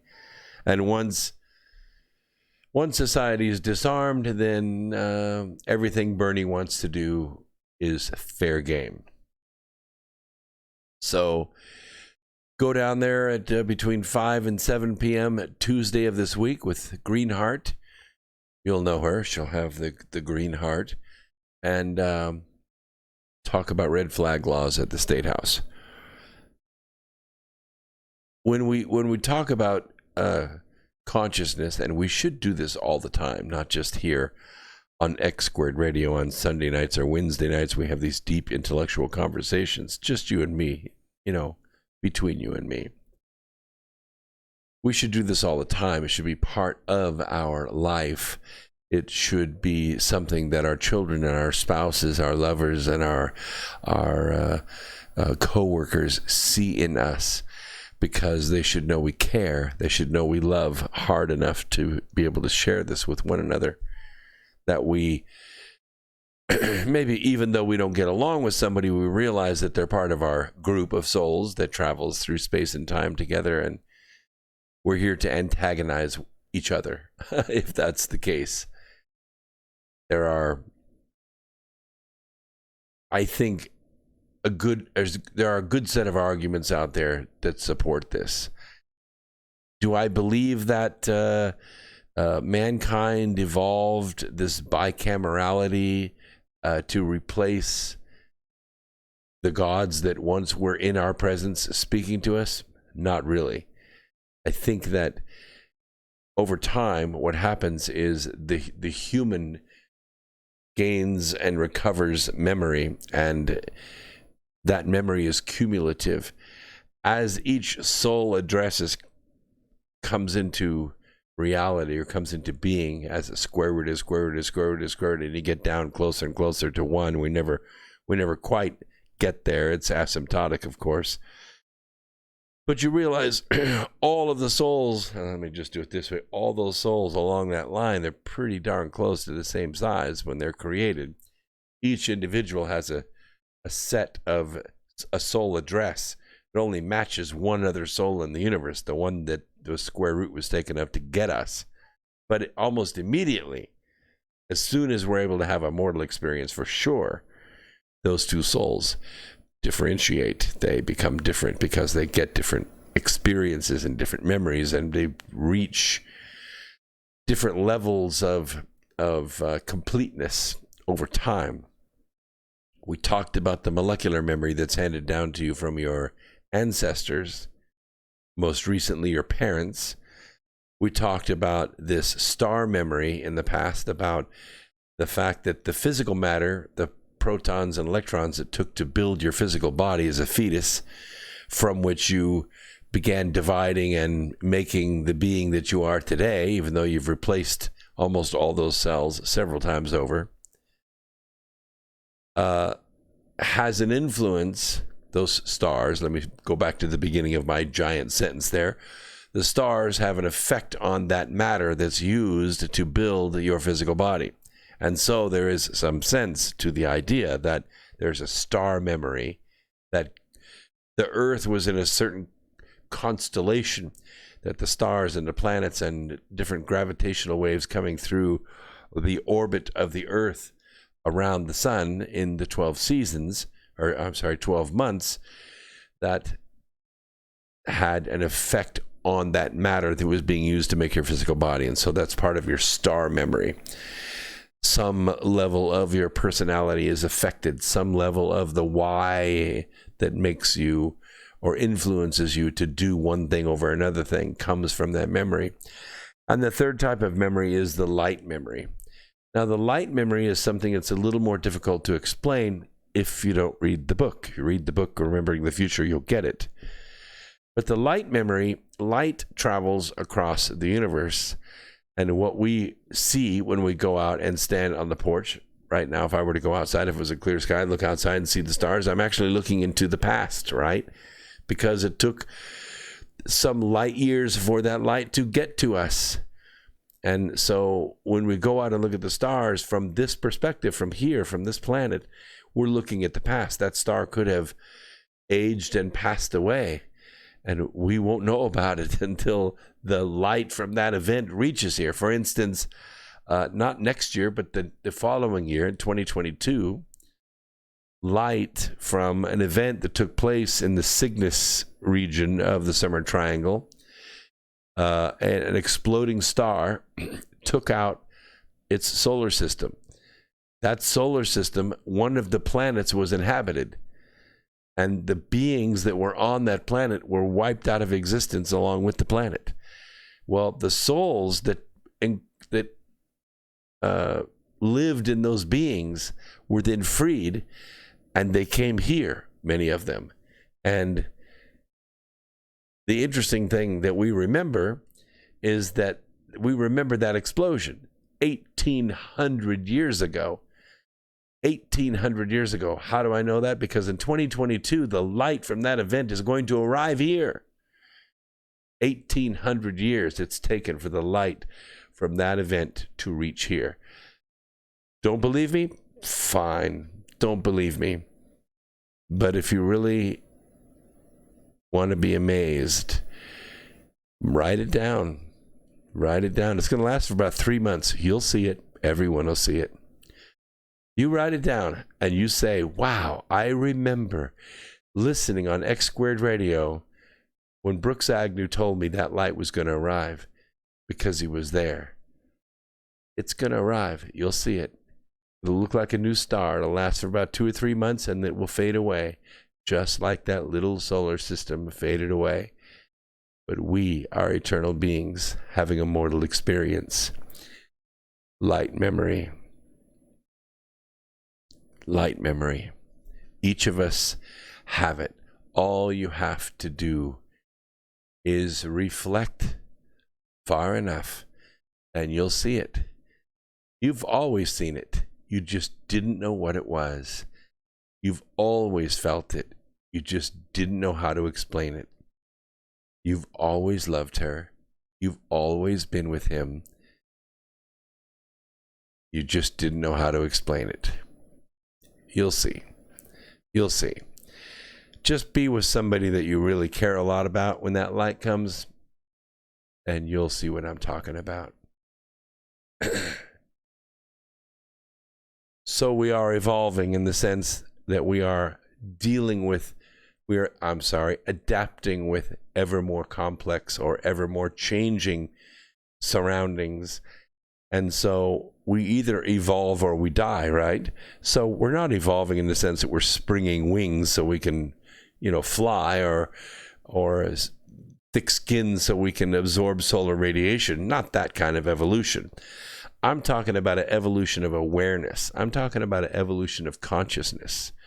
And the next generation, well, maybe the generation after that, the millennials, or maybe the ones after that, it's not going to be very long because the change is coming very, very rapidly. How do I know that? Wow, look at there.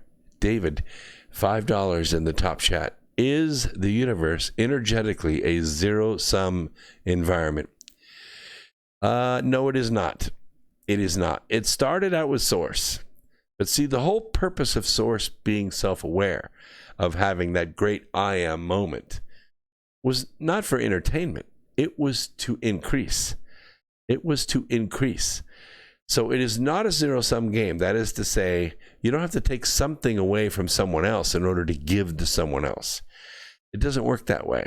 The universe has more than enough energy to do everything that it needs to do. In fact, it wastes a lot of energy. There are explosions, there are supernovas, there are gravitational waves, all kinds of wasted energy in the universe. The key to becoming complete, that is to say, finishing everything that you can possibly do in this universe to overcome all things. If you want to look up a scripture, David, you can do that. I remember. It is Revelation 3:12. Go read Revelation 3:12. It talks about souls that overcome all things. After you overcome all things, you become a pillar of heaven. And then it says a very remarkable thing. It says to go no more out. To go no more out. It means to never be mortal again. Why? Because you don't have to. But now remember this, David. Take this to the bank. There are souls who have overcome a lot. Do you think Jesus needed to come to this planet? Do you think he needed to come to this to be mortal? To go through life, live and die as a man? No. He was already a God. He was already God. He was already complete. So, why? Because he loved us. That's why. And there are many souls who did not have to come at this time. We didn't have to come. We came because we wanted to. We came to help others. We came to help others make it up over that step. Because one of the big regrets you have when you die, and you should talk to people who have done it because it's a very weird feeling when you wake up. It's not that, wow, I almost lost everything. I didn't feel that at all. I didn't feel any pain. In fact, the thing that I really felt was, that was easy. That was so easy. I thought that was something to really be afraid of. It's not. It's so simple, so easy. Easiest thing in the world. Living much harder, much harder. But the point is the sense of loss, not in the things that we didn't get finished, but in the people we left behind.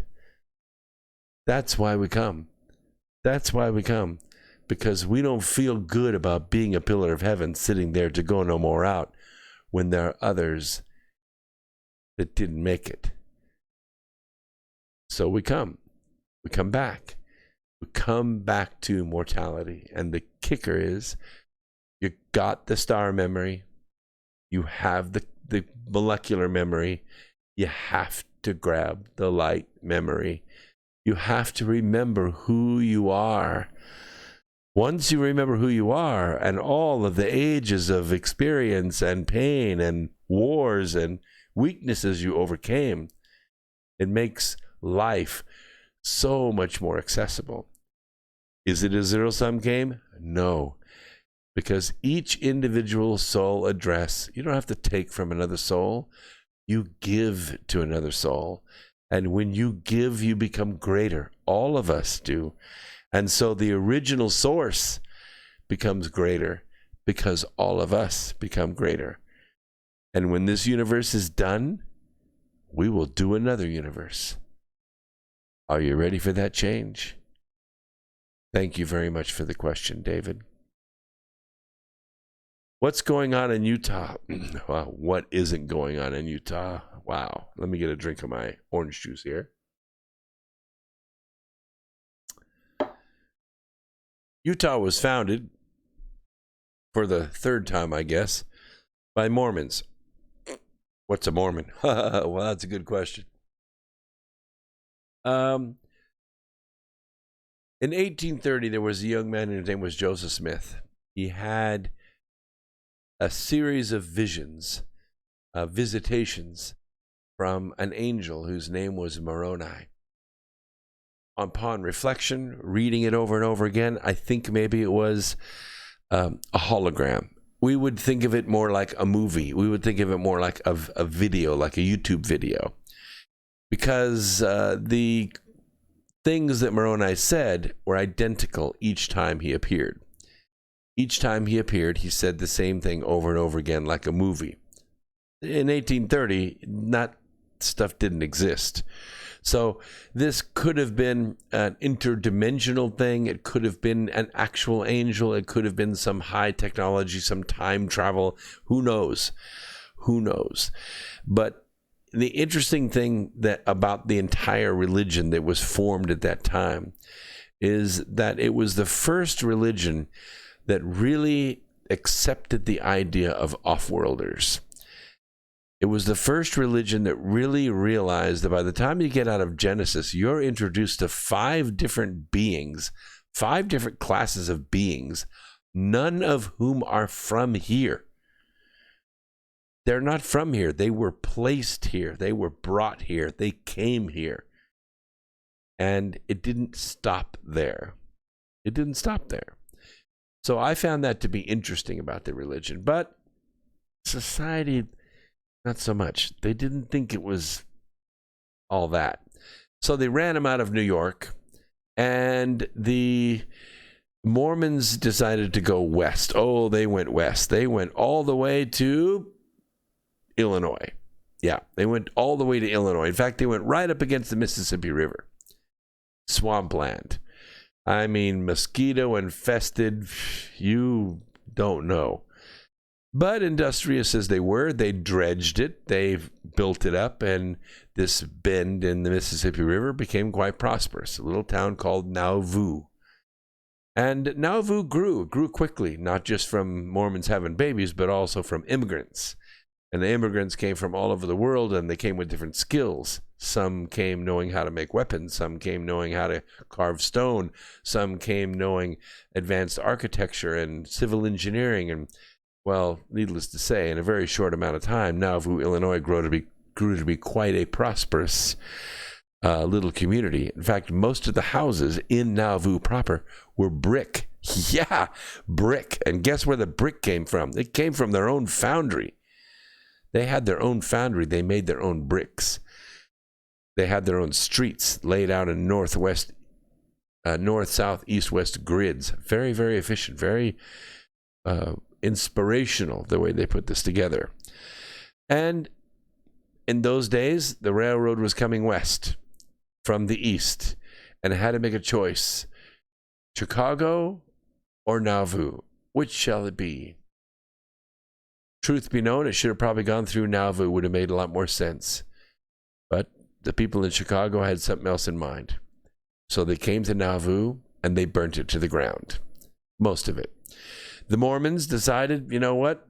Even though we have 15,000 armed men, probably enough to rival the Union Army because many of them fought in the Mexican-American War. They decided not to fight the Union troops. They decided to go west. And so February of 1847, the Mississippi River froze from coast to coast. And 3,000 wagons lined up on Parley Street right down at the edge of the Mississippi River. And they got on their wagons, and half the children did not even have shoes. And they left. They went to the wilderness. First, they went to an area called Far West in Nebraska. A lot of them died there. Not a good situation there. Chased out of there, they continued all the way to Salt Lake City. Through the mountains, down into the valley, Brigham Young decided this is the place, and they decided this is far enough west, nobody's going to bother us. Of course, the Union Army chased them out there too, but left them alone eventually, and they formed a very wealthy, very prosperous community, which is there today. In those days, they had a practice called polygamy. Polygamy basically capitalized off of a scripture in Isaiah, I believe it is. If I remember it right, it says, 7 women shall come to one man and shall say, give us thy name to take away our reproach. Now, this is interpreted to say that in the last days, there will not be very many righteous men. Most men will have man buns. They'll be gay. They'll be transvestites. They will not be dad material. They just won't be. But you're going to have a lot of women that have children and no husband. And in other words, they don't have a name. They're not able to provide for themselves, not able to provide for their children. However, these men will be successful. They will be industrious. They'll be educated. They'll be hard workers. They'll be productive. And they'll have more than enough and to spare. And so 7 women will come to one man saying, give us thy name, thy last name. And, in other words, marry us and help us raise our children and use your wherewithal to help us survive. That's the scripture in Isaiah, and that's the way the Mormon Church interpreted it. And this is almost exactly the doctrine that caused them to practically be exterminated from the earth. And so after Brigham Young and his 44 wives, you know, Steve Young, the famous quarterback, yeah, Brigham Young's progeny. Brigham Young and his 44 wives, after that, then polygamy kind of played out. They decided not to practice it anymore, and they complied with federal law, or all the state laws, which basically said 1 man, 1 wife. Now, of course, the alphabet people have come and said, well, you know what? To hell with marriage. Yeah, it don't mean nothing. You could marry a donkey. You could marry a goose if you want to. You could marry yourself. In fact, you could marry a man. You could marry 2 women can marry, 2 men can marry. In other words, marriage don't mean nothing. Marriage is not the sacrament it was once between Adam and Eve and all man and women to having to hold till death do you part, blah, blah, blah. And this is how the race of mankind stays together. We are now not going to think of it that way anymore. Well, we're at that point. We are at that point from Isaiah. And now legislation to decriminalize polygamy in Utah moved closer to becoming law Friday, when a Senate committee unanimously passed it and sent it along to the full Senate for debate. Unanimous. Currently, polygamy is a felony in Utah, punishable by up to 5 years in prison under the new proposal, Senate Bill 102. The current law would be amended to reclassify polygamy as an infraction. The punishment for an infraction is similar to a hefty parking ticket. Therefore, no jail time. Dad gets to stay home with his children and his 4 wives.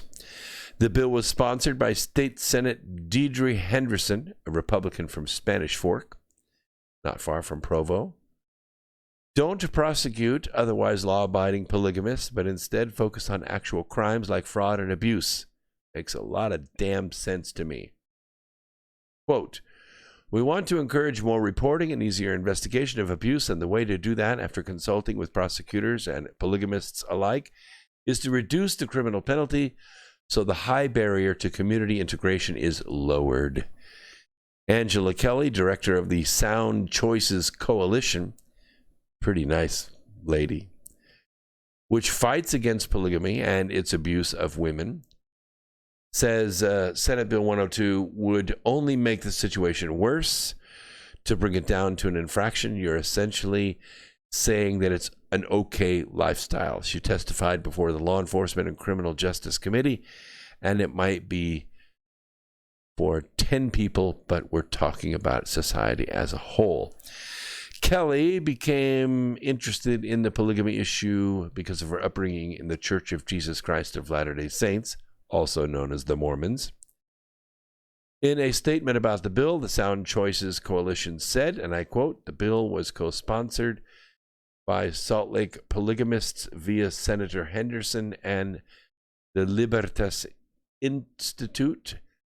Their failure to understand the research on the abuses built into polygamy, such as the growing institutional grooming of minors into its incestuous sex trafficking trade, has led to a bill that, if passed, will create more victims. I disagree.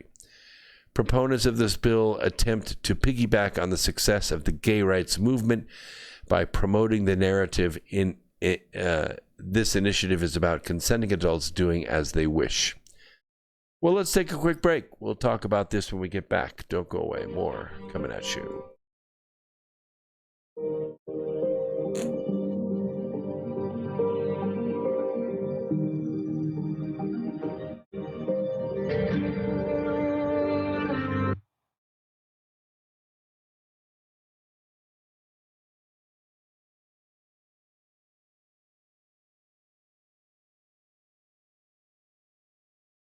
Radio is your number one source for news and information without the hate, hype, and fear.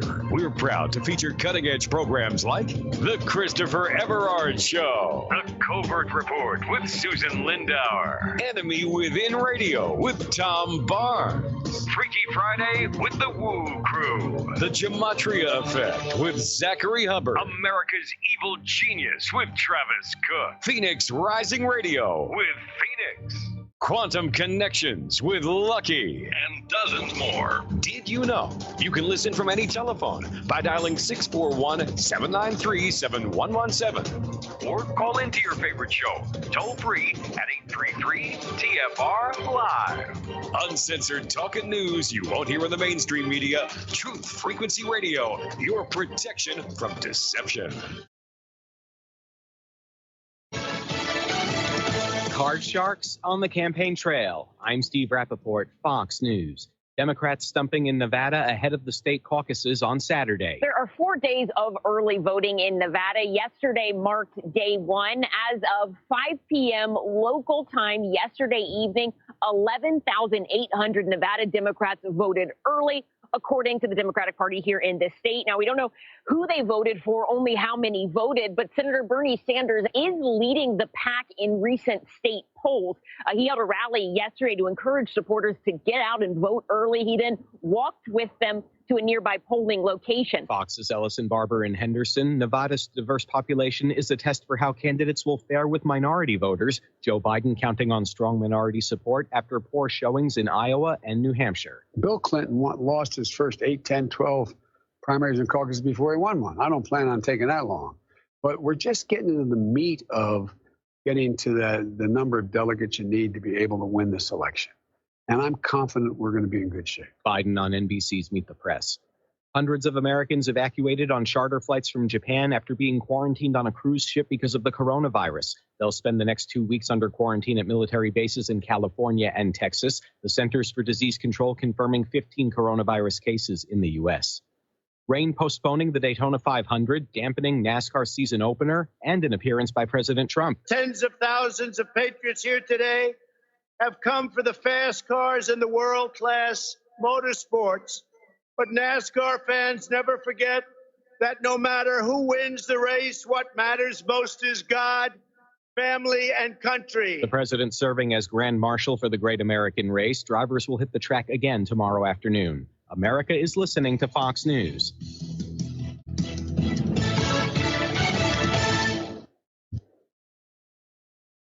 This is Truth Frequency Radio. The wicked one, obviously under heavy Masonic influence.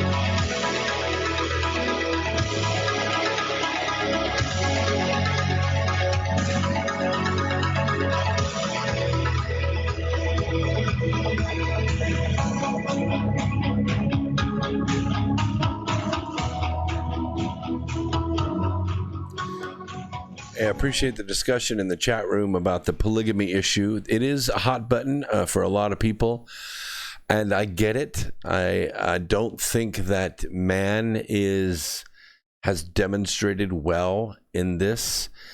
Certainly Islam has turned it into a dark and terrible thing with the whole child brides and grooming minors and all of that. It's not what it was meant to be. I think what it was originally meant to be is that one man would have the capability, financial capability, to take care of much more than just his own children, and that there would be other women whose husbands were killed in wars or whatever, can't take care of their children, don't have the ability to care for them, and he simply just takes them into his house and raises them as his own, and of course takes the woman in too. And then the women divide up the tasks that it takes to run a household of that size. If you've ever been a stay-at-home mom or had a stay-at-home mom at home, you'll know it's a very poor-paying job. It's a lot of work, cooking and cleaning, and of course, managing money and taking care of all the aspects of running a household. It's a job that should probably pay $100,000 a year, but I don't know many mothers that make that. So you take that and you divide it up. Now, a lot of men, what they'll do is they'll bring nannies in or they'll bring maids in, and the maids will help with the cleaning and the cooking. And, you know, some families have that. Maybe not their whole lives, but part of their lives. And it does make things a lot easier. It frees the mom up to, you know, go play canasta or tennis or help with some, you know, civil or civic thing that she wants to do. But, you know, there was a time in the pioneers when you spent your entire day figuring out how to get enough clean water to bathe, to drink, and to cook. And you spent an entire day, you know, wandering out over the 40 acres, finding enough food, the right food, to put together 3 meals a day for the men who were out working in that field, or pounding iron, or sawing timber, or stretching barbed wire. It was a community, and it was impossible for one woman to do. So oftentimes what would happen is women would work together to help one another. In these pioneer situations, polygamy did prosper, and it was good for society. Can it be abused? Absolutely. Men can abuse it. Men are pigs, and they often corrupt things, especially when they have, you know, the idea that I can sleep in a different bed each night. And Brigham Young was a perfect example of that. By the way, I don't want to ignore Steve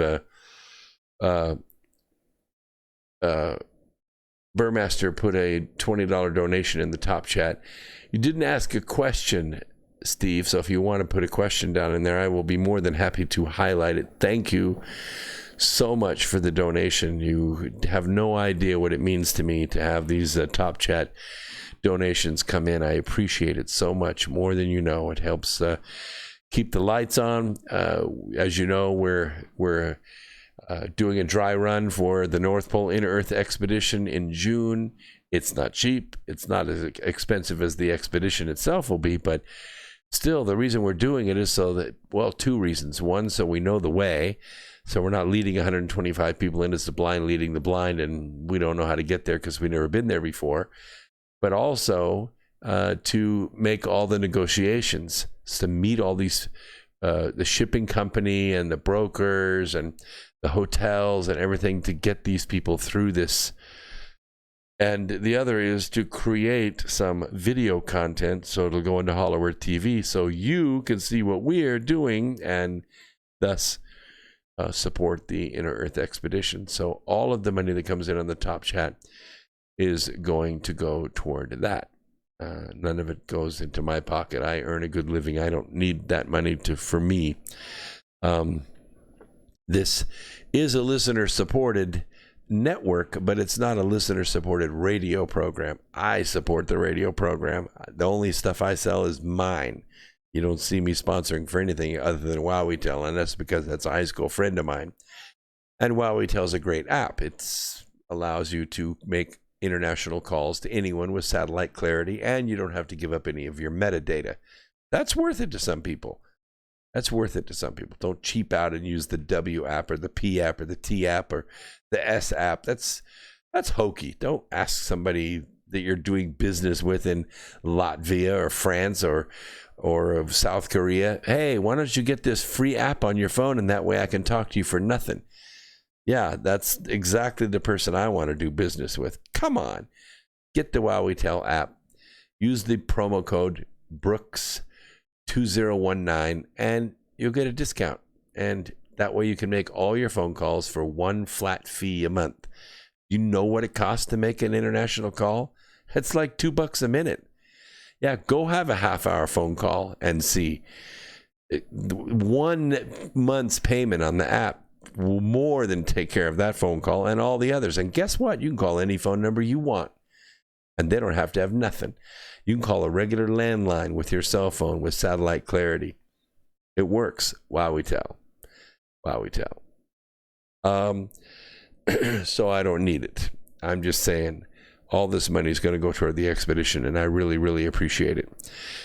So the polygamy issue, the reason that it's coming out again now is because, sure enough, we knew exactly what was going to happen when I was with the Boy Scouts of America for 6 years.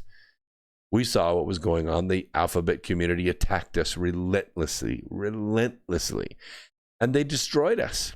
They destroyed the Boy Scouts of America. I made a speech at a banquet years and years and years ago, and I said, this is back when Bill Clinton was president, I said that our leadership in our country is in dire need of men of integrity. We really were. We had a big problem with not having a man of integrity in the White House. It was a big effect. It affected everybody. It affected the consciousness of the world, let me tell you. And I said the best place to get a man of integrity is from a boy of integrity, and the best place to get a boy of integrity was the Boy Scouts of America. I still believe that, but hundreds of millions of dollars of lawsuits from the alphabet people destroyed the Boy Scouts of America. They just did. They tore it down. They turned it into a feeding field, an abuse field. Tens of thousands of boys were abused by these alphabet people who infiltrated the Boy Scouts of America and abused boys, ruined their lives forever, took their innocence forever. It broke my heart. It broke the heart of all the scouters that were working with these boys. It broke our hearts to see it. And finally, the churches pulled their money out and had to put the Boy Scouts of America out of its misery because the alphabet people had killed it. What did they set their sights on next? Marriage. The alphabet people attacked the sacrament of marriage, the church relationship between a man and a woman and God. Till death do you part. They set their sights on it, and they sliced it to pieces.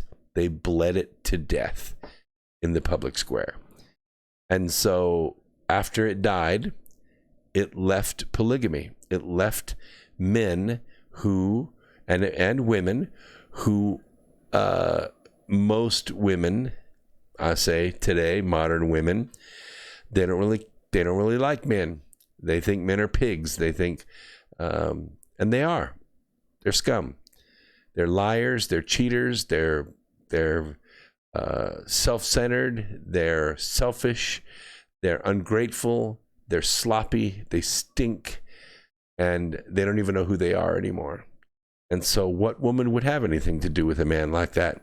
I mean, not more than once anyway. But what women want is a man that will take care of them, a man who will go to work, come home every day, keep them, hold them, protect them, give their children a name, raise their kids, put their kids through college. That's what they want. That's what they want. And you know how many men can do that? After my generation, maybe 1 out of 1,000, 1 out of 2,000. So what's a woman to do? She can go through life childless. She can join the alphabet people, and she can trade sex for love and end up miserable and think that life is against her and think that one life is enough. I'm ready to check out anytime. Oh, I know lots of them. I know lots of women. I know women, they told me just the other day, same thing. I'm done with it. That's a quote. I'm done with it. I'm ready to go. I am so pissed off that I wake up every single morning in this screwed up world. I swear, that's what they tell me. What woman wants to go through life like that? None. What they want is a man who will keep his word, a man who will be a man. A man will be a father or not a father, a husband, a caretaker. And if it takes, because there's so few of them left, if it takes one man and 4 women to make up a household, I don't see where it's the state's business to say that can't be so. You can say what you want about it, and I'm sure the chat room will be ripping me here a little bit, but that's just my feeling about it. Could I do it? Hell no. But there are men out there who could. China. Wow. Is China in the news? Like never before. China versus the Chinese. We're seeing it as predicted on this program. The one thing that China overlooked, they thought they had everything. They had all the money. They had all the labor. They were able to take all of our manufacturing away. They were able to buy up all of our debt. They had us over a barrel. They had the strongest economy in the world. And they thought they had us. And they would have, had Hillary been married. Boy, that's a Freudian slip, isn't it? Had Hillary been elected, we would have never seen America again. The process of transferring America to the ownership of the global syndicate would have been complete. The global syndicate would run everything. They would dissolve the state lines. They would take over the governors. They would consolidate North America into Canada, the United States, and Mexico as one large North American territory with one currency and one economic system under one leader like a parliament. And that's the way it would have been. No more America, no more NASCAR, no more Second Amendment, First Amendment, or any amendments. In fact, there wouldn't be any Constitution. That's sacrilegious, isn't it? I mean, no more Constitution. Are you crazy? No, I'm not.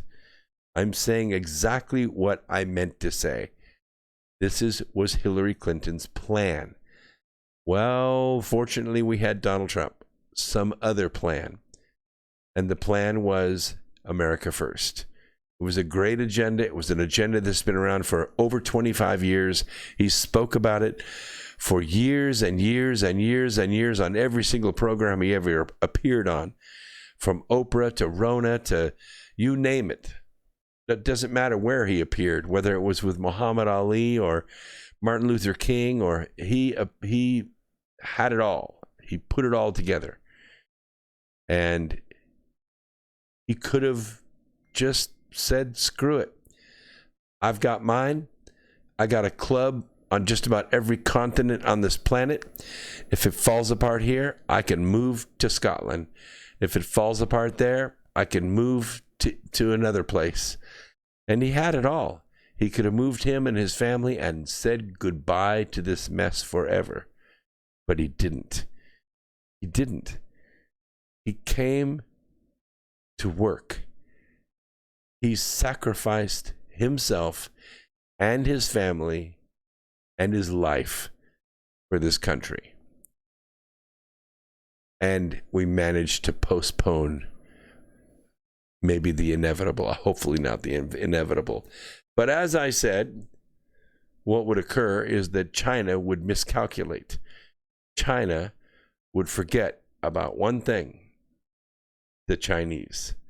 We have a caller that's been hanging on there for a little bit. Let's see. Cicero, Illinois. Welcome to the program. What's on your mind? Hey, Brooks. I'm going to make a couple comments, and then I'll go into some data dots. You can connect them any way you want. Sure. Giving them some pondering in the future here. How far do you live from Nauvoo? We are kind of postponing the inevitable. Hillary Clinton would have been more in your face. She wanted the pleasure and honor of destroying America, but in such a fast-paced manner that, it would have just been so hit, and she would have been doing shock and awe, shock and awe, that magic destruction they did over in the Middle East. They wanted to do here. They were going to shock and awe us real quick with all their destruction. Okay, Hillary wanted the honor to do that. And she was promised the honor, but they kind of screwed it up by switching Barack Obama with her, so she missed her chance. She had her chance when they switched it all up. But then they have the two teams. They have the one faction, which is Donald Trump faction, who he's now working for, doing their agenda. They had a different strategy than the original strategy that Hillary Clinton wanted. And her team. See, Hillary Clinton, everybody on this call or in this audience pretty much knows it's just middle management, and that's all there is to it. They're just money launderers and whatever. They get their paydays and so on and so forth. So they're just middle management. They aren't really the ones pulling the strings and making the calls. And Donald Trump, he's doing it. They got a different strategy of how they want to take down America and convert America into their communism, plutocracy, anything you want to, communitarianism, any label you want to put on it, they got a different strategy, because these things are being taken care of as we see it. Red flag laws, tearing down statues. We still have these mass shooting hoaxes going on. Those are still happening, from Las Vegas to Parkland, which we just had the 2-year anniversary of, where the red flag laws that we see today all pretty much spawned off of, because they originally started as the Baker Act in Florida, and they used that to strengthen the Baker Act, and now it's gone across 26 plus states for these red flag laws, which basically you could just say, I don't like the looks of that guy. I think he has weapons, and even if they don't know if you have weapons or not, boom, they'll be at your door, and if they find weapons, boom, score, they take them. And that's how they're going around the Second Amendment, and Donald Trump has no issue with this. In fact, to his meeting with Feinstein and the rest of them, everyone thinks he was just baiting them to get them to key and haul, right? But he said, forget due process. Take the guns first and deal with due process later. We all heard that. We all know that, so on and so forth. Data dots here. Let me start with the polygamy stuff. Recently we had Mitt Romney's family, those people in Mexico who are the Mormons, that the polygamists there, they left the United States and they started a community in Mexico. Those are actually many of them, I'm not going to say all, many of them are actually Mitt Romney's family. And they moved to Mexico to get away from, so they can practice polygamy. But since now the heat is on there and they're having problems with the cartels, see, they're not just farmers and whatever else. Who knows what they're into? They could be competing in their little businesses, and they don't like that.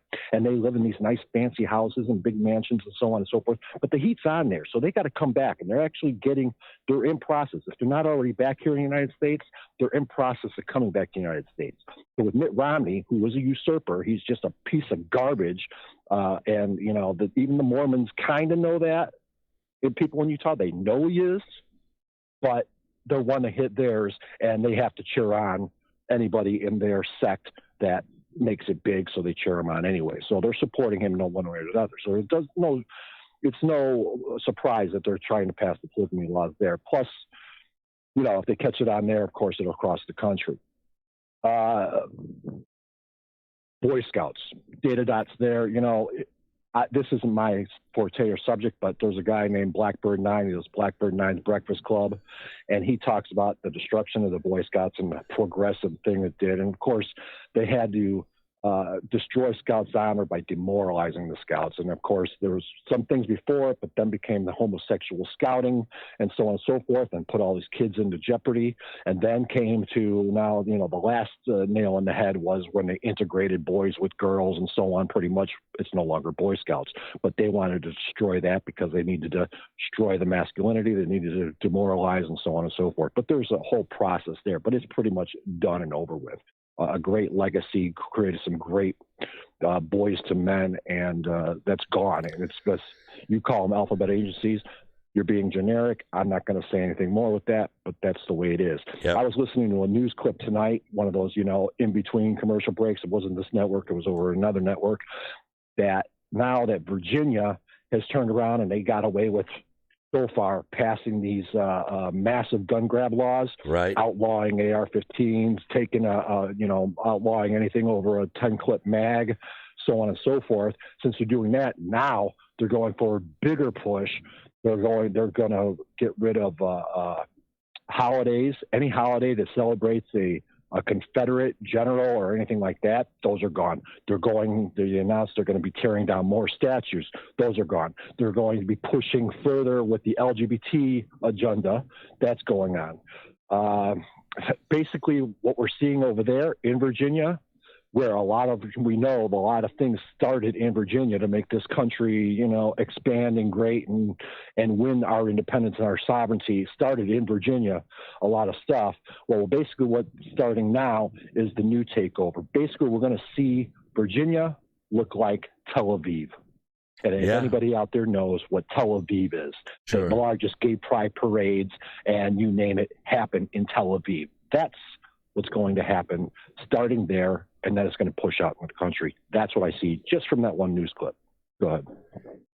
I couldn't agree with you more. I mean, everything you've said is spot on, and it's interesting that we find ourselves, along the same path and watching the same parade go by on one side of the street or the other makes no difference. But we eventually see the agenda. We see the global syndicate out there. We see that there is a higher up, a higher authority, as James Comey said, some dark power out there that is immensely organized and focused on its goal of world dominion. And it realizes there's only one thing standing in its way, and that's the armed American. One way or the other, they're going to come against us, and they're going to try to defeat us. And I think maybe we have a little reprieve here. There's a chance in November, if we're successful. I think if we remove 70 Democrats out of office, it would take about 70 to disembowel the Democratic National Committee, to nearly bankrupt it, at least force it to go through some reforms. But we need to get rid of about 70 Democrats. I don't care what you replace them with. Replace them with Constitution Party. Replace them with Green Party. I don't care. Just get rid of the Democrats. If you want to put Republicans in here, that's great, but be careful, because there are rhinos out there. You don't want another Paul Ryan. Paul Ryan was a Republican in name only. He was worse, I think, in many respects than Pelosi. But Pelosi, in her insanity, in her complete egocentrism, saw a chance to take the presidency for herself.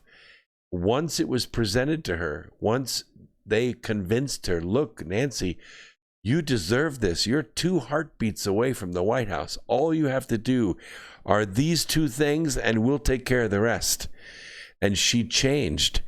She went from blocking that because she knew it was a political loser to supporting it. And you saw her demeanor change. She became nervous. She became hapless. Every time she was in the background, she was about chewing her own lips off. Incredible what the stress this woman went through. if you've ever been to Washington and worked around Nancy Pelosi, I haven't worked around her, but I've certainly met her and seen her and heard her speaking around me.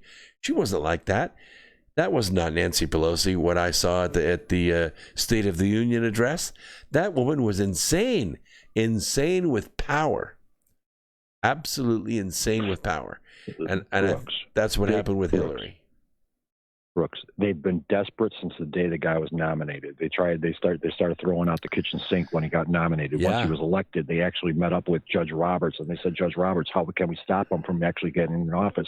And they said, well, there's nothing we can do. He's been elected. He's going to be inaugurated. Right, the only thing you could do is impeach him. And that was the only plan they had. So they started going with all their little psyops and all their spies and everything else, from James Comey to McCabe, you name it, all Strzok to Strzok Page, everybody. They all been, everything from the Russia collusion to the Ukraine stuff, everything you see, they've been focused on trying to impeach. Yeah, was the 3 heartbeats away from the presidency for Pelosi? Was that a strategy? Sure. Was the 25th? What was it? The 25th, where they tried 25th Amendment? He's insane, and then.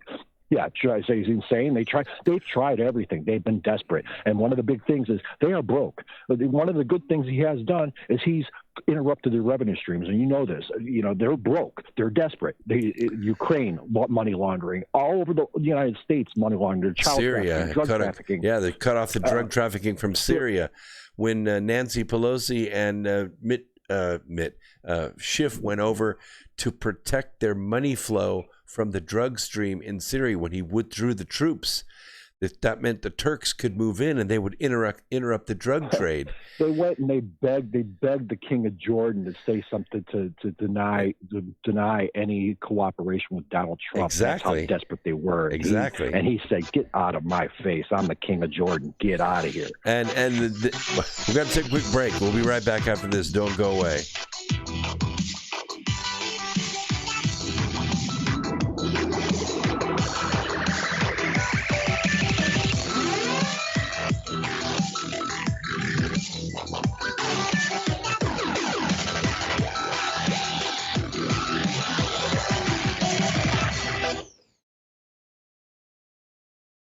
From the dawn of man, we have turned to nature to help attain balance within ourselves. But somewhere, we lost our way. Western culture is once again remembering the healing benefits of CBD, the non-psychoactive component of the hemp plant. That's why more and more people who use CBD report relief from inflammation and chronic pain, balanced blood sugar and cardiovascular system, relief from muscle tensions, tremors, migraines, headaches, anxiety, depression, and the list goes on. The big question is, where do you get it? iLife is a 99% pure CBD oil made with all organic ingredients, and it's available to TFR listeners worldwide. If you use coupon code TFR at checkout, you'll get $5 towards your order. Head on over to iLife.com now. That's AYA life.com. Do you want to lose weight but have no idea where to begin? The Fast Start Diet, a 3-day weight loss plan, is the answer.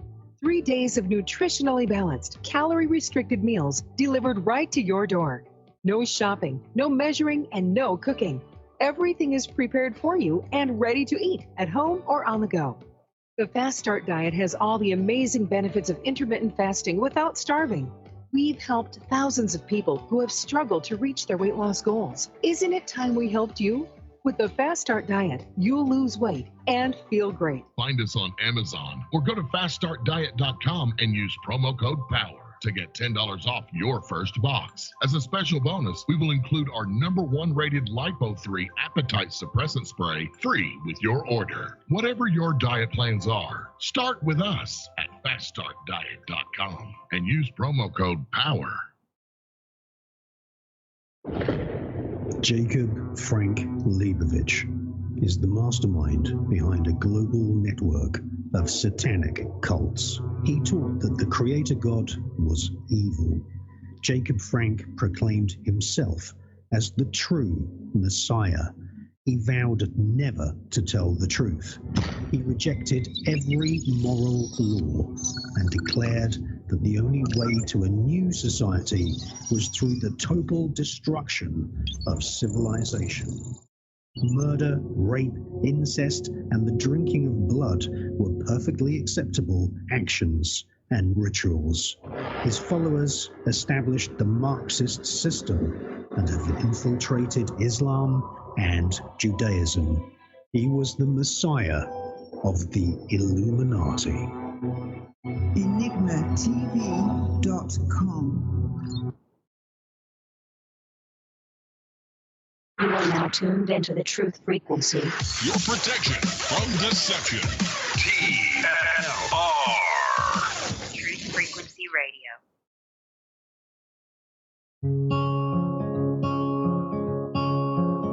I've been waiting for this moment since my first breath in. Never would have thought I'd be afraid to begin, but here I am, the edge of the water, wondering if I can swim.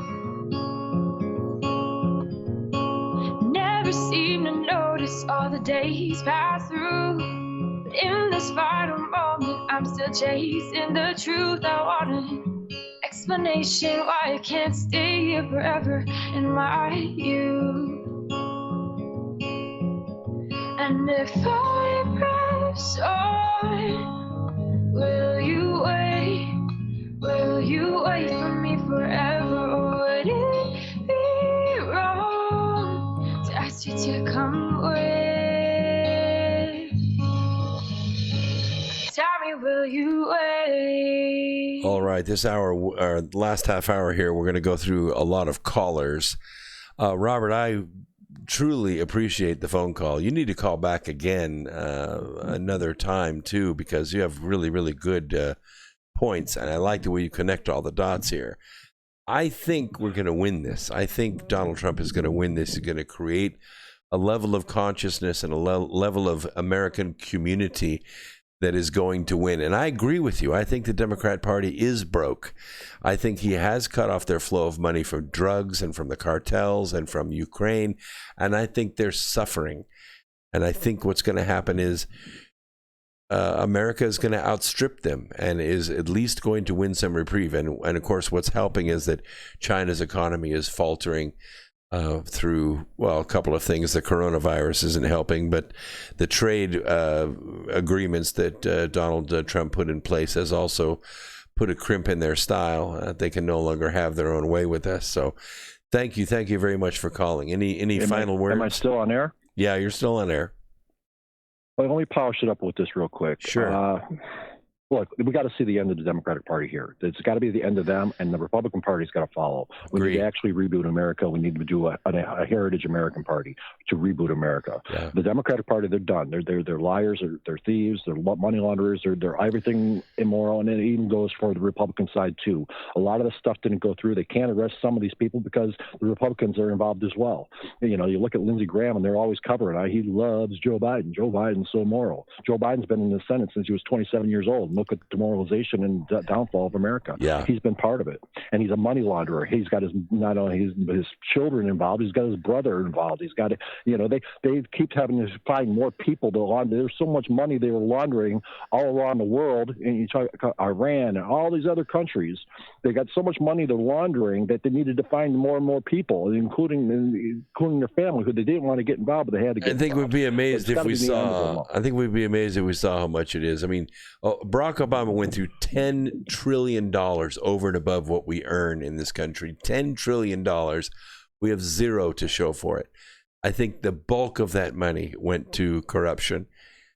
I think it is possible to actually pay off the federal debt. It is possible to end the deficit and pay off the federal debt, especially if we look at the agency government and realize about half of those 600 agencies we can do away with. So let me get to these other callers. I got people stacked up here. All right, take care. Thanks.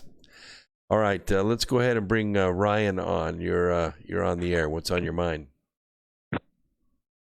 Hey, Brooks. I was wondering. I was listening to the good caller we had just now. I think the issue is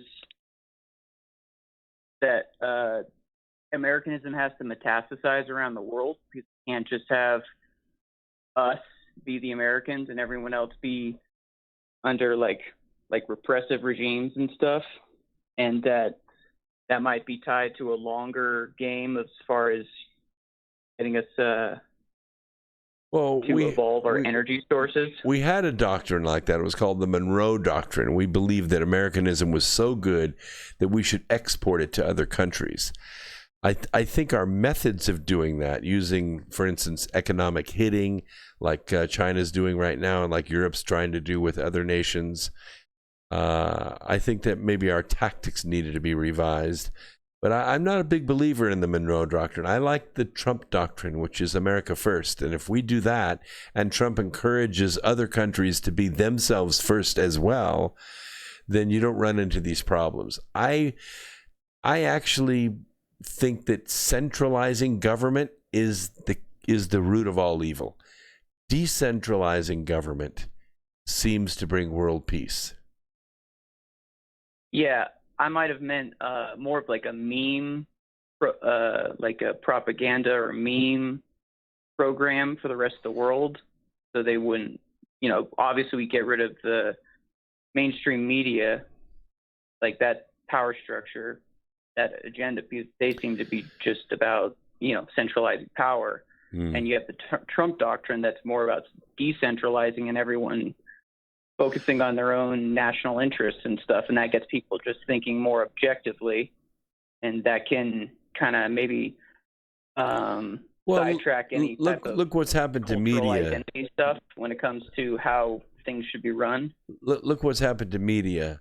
We first, all the media moguls merged and came together, and they formed this giant corrupt, Bloombergism, where they can just push propaganda anywhere they want around the world. And then a phenomenon happened. Us, X Squared Radio, we have Truth Frequency Radio, we have a talk stream out there. What happened was we decentralized most of the news media and the talk programs, and now freedom is flourishing again. The big mainstream CNNs and ABCs and NBCs, they're not the source of news for most people anymore. We are. Mm-hmm. Do you imagine that maybe, how he said that the people we're seeing here are middle managers? Yeah. Do you think the people who are at the very top, they might not be ideologues, but just pure utilitarians, and they might be trying to get us onto new types of energy, but they can't do it because we're too, you can't, since we're globalized, it's like a catch-22. We're globalized, so we can't exactly just show everyone, oh, look at this technology, look at this stuff we can do, because if we got into the people with the wrong type of mindset, it could cause a lot of damage. So we're like in this holding pattern for a while until we get things straightened out. Yeah, I kind of agree with that. I think Earth, in its own way, provided us an energy source that isn't eternal, but it kickstarted us. It gave us a jump start. Oil did, and petroleum did, and it's going to run out. It will run out eventually. Even if it's 100 years, it's going to run out. But there are other forms of energy that are much more plentiful, much more synergistic with the planet, and will allow the human race to continue to grow in a clean and sustainable way. However, that energy is pretty hard to meter, which means governments won't make money on it. And I think that's what's holding us back right now. The Duke Energies, the PG&Es, the 9Xs, these are the forces that are holding us back right now. These people that want to control that meter on the side of our house, that's what's really holding us back in energy. Yeah, well, I've always that's been a thing I always have to come back to, because I think I saw something one time that I wasn't supposed to see, and it was like what people call it like a 0 point craft or something when I was like 17, and just thought I'd figure it out by end of college. Still doesn't make any sense. Yep. So I know there's something, they got to have some stuff out there, but that stuff definitely can't be in the hands of just the major population and stuff like that. So you go with thorium, just stages of better energy and stuff that you can use. Well, so then there's like energy levels that are how about really helium-3? I think. I mean, how about helium-3 available plentiful on the poles of the moon? It's 2 days away.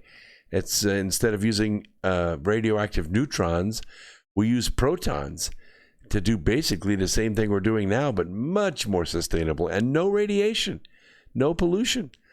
Do you think the Van Allen belt's an issue? Like, I mean, I'm talking to like my younger or people in Generation Z, and some of them don't even believe we went to the moon and stuff, and it's like this. I can't tell if it's a psyop or what. Well, I mean, we have enough orbiting photographic equipment going around several moons, several planets. We can verify that all that equipment's the Indian stuff is. We can see where it's splatted. We can see where the Chinese stuff is sitting on the South Pole. We can see where our stuff is sitting. We can see several successful and unsuccessful landings on Mars. So I don't have any doubts about that. In fact, if you come to my Contact in the Desert presentation in May, you're going to see photographic evidence from real spaceships, the real space program, not the secret space program. So yeah, I agree with all that. I think the Van Allen radiation belts can present a problem for humans to go through it. Fortunately, in the late 60s, the Van Allen the belts were so docile, and they went through them so fast. And obviously, the astronauts lived long lives after it, so they were able to shield themselves and go through it. And the spacecraft we can make today would protect humans going through the Van Allen belt. So I don't have a problem with that. So you're not a big proponent on the like a secret space program, but more of like a more toned down version of that? I think that, there may be satellites up there. We don't really know what the function is. I know the X-37B, we don't know what it does. But as far as anti-gravity craft the size of a submarine that can go between stars, no. I've been around the space program my entire life. I know people that have been in it their whole lives, and I can tell you that stuff does not exist. It's all fairy tale. No moon base?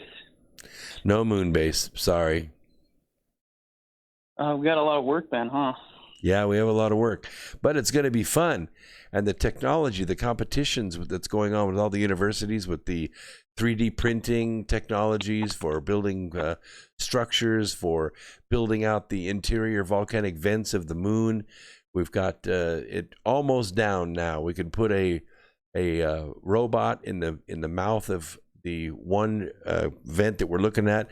It'll take about 4 months to seal up that opening with 100-foot thick wall, and then we can pressurize the interior of that, put a reactor, a helium-3 reactor inside of it, light it up, and we've got an environment inside the moon that you can move around and work in without a spacesuit.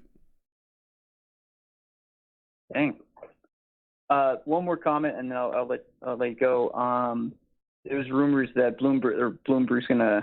Do you think the Democrats are going to have a brokered convention and that they're just going to give Hillary the delegates at the end here? Yeah. I've been listening to a guy, A.J. Goodman. That's his theory. Early last year, I said that there will be no Democrat candidate. This is going to go to a brokered convention. I think that the superdelegates are being right now slated for purchase. Bloomberg certainly has the money. But Hillary Clinton also has the money. Now, I understand that Bloomberg is floating the balloon of using Hillary as his running mate, and I floated this about a month ago. I said, I think Hillary's running for vice president, which you don't really run for vice president, but just judging on missed opportunities, which someone that has that much greed and that much zeal for that office, she should not have missed those opportunities. Even on Twitter, she missed them. I got the feeling, hey, she's campaigning for vice president, not president. If Bloomberg and Clinton team up and they sweep into a brokered convention screaming, hey, you guys are a bunch of socialists, get out of the way, I think they could easily take the nomination. Yeah. Well, I mean, take the nomination. There'll be a lot of angry Bernie bros out there, and I don't think they'll be able to get any of the youth vote. And people will be tired of seeing Hillary. But Bernie's group is half the size it was in 2016. He's only pulling in about half the votes that he did in 2016. The only reason he's in the top one or two slots is because the Democrats have walked away. They have so few people showing up to their primaries and their caucuses that the only people left are the Bernie nuts.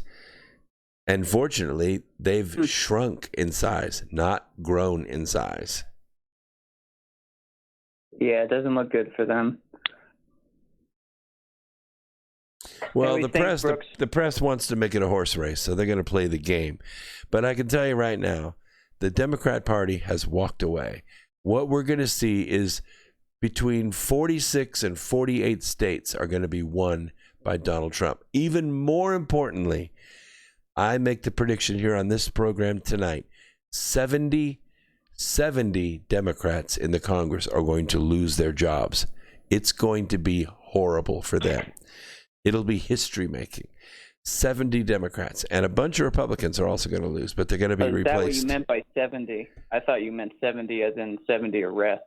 No, they're just going to be defeated. I'm not a big proponent there's going to be mass arrests because I don't think it serves anything but make us look like a banana republic, not just to the mainstream media, but also to the rest of the world. If we go around arresting the people from the previous administration or whatever, blah, blah, blah. We can take them down for other things, for pedophilia, for mail fraud, like we did a couple of them. You'll see them being taken down one at a time. But I don't think there's going to be, 200 FBI raids in one night and everybody's going to Gitmo. That won't be good for anybody. Yeah. Night of the Long Knives isn't going to look good because Trump's got to appeal to everybody and just create a non-zero sum game. Well, I'm a proponent of a day of justice, but it can come in various ways. If you look at the many thousands of pedophiles that have been arrested, and they're serving, some of them, long sentences, and they're not lightweight. Some of these are billionaires. This is how they're going down. And Donald Trump has put executive orders and signed laws that are going to make it very easy to take these pedophiles down and seize their money. What he could do to make more progress than anything else, I'll ask your opinion on this, is to take out, one way or the other, either by force or by capture, take out George Soros and seize all of his money. Yeah, is he? Do you see Trump or dropping any disclosures about what went on in Ukraine? Or is it going to be like Romney's going to be tied in with the Democrats who are trying to maybe underwrite Ukrainian energy development and use our wealth to do it? That's a good point. At first I thought it was going to be Giuliani. Now, Giuliani's got the proof. He's got the evidence. He's got the affidavits. But I think what's going to happen is the charges are going to come from Ukraine. The charges of corruption and money laundering and working with these oligarchs to take advantage of the Ukrainian weakness during a time of transition to launder American tax money through shell corporations and nonprofits in Ukraine. I think it's going to be busted in Ukraine. Now, he already got rid of a whole bunch of diplomats that were Obama holdovers. So this ability to sweep things under the rug, to redact reports, that's all gone. And I think the proof is going to come from Ukraine. And when it does, I think our State Department is probably going to comply with extradition orders. What do you think? It's all in the cards for me. I mean, I've been, as soon as Trump got in, I've been I was saying trials and executions, guys. This is it. We got him. Let's do it.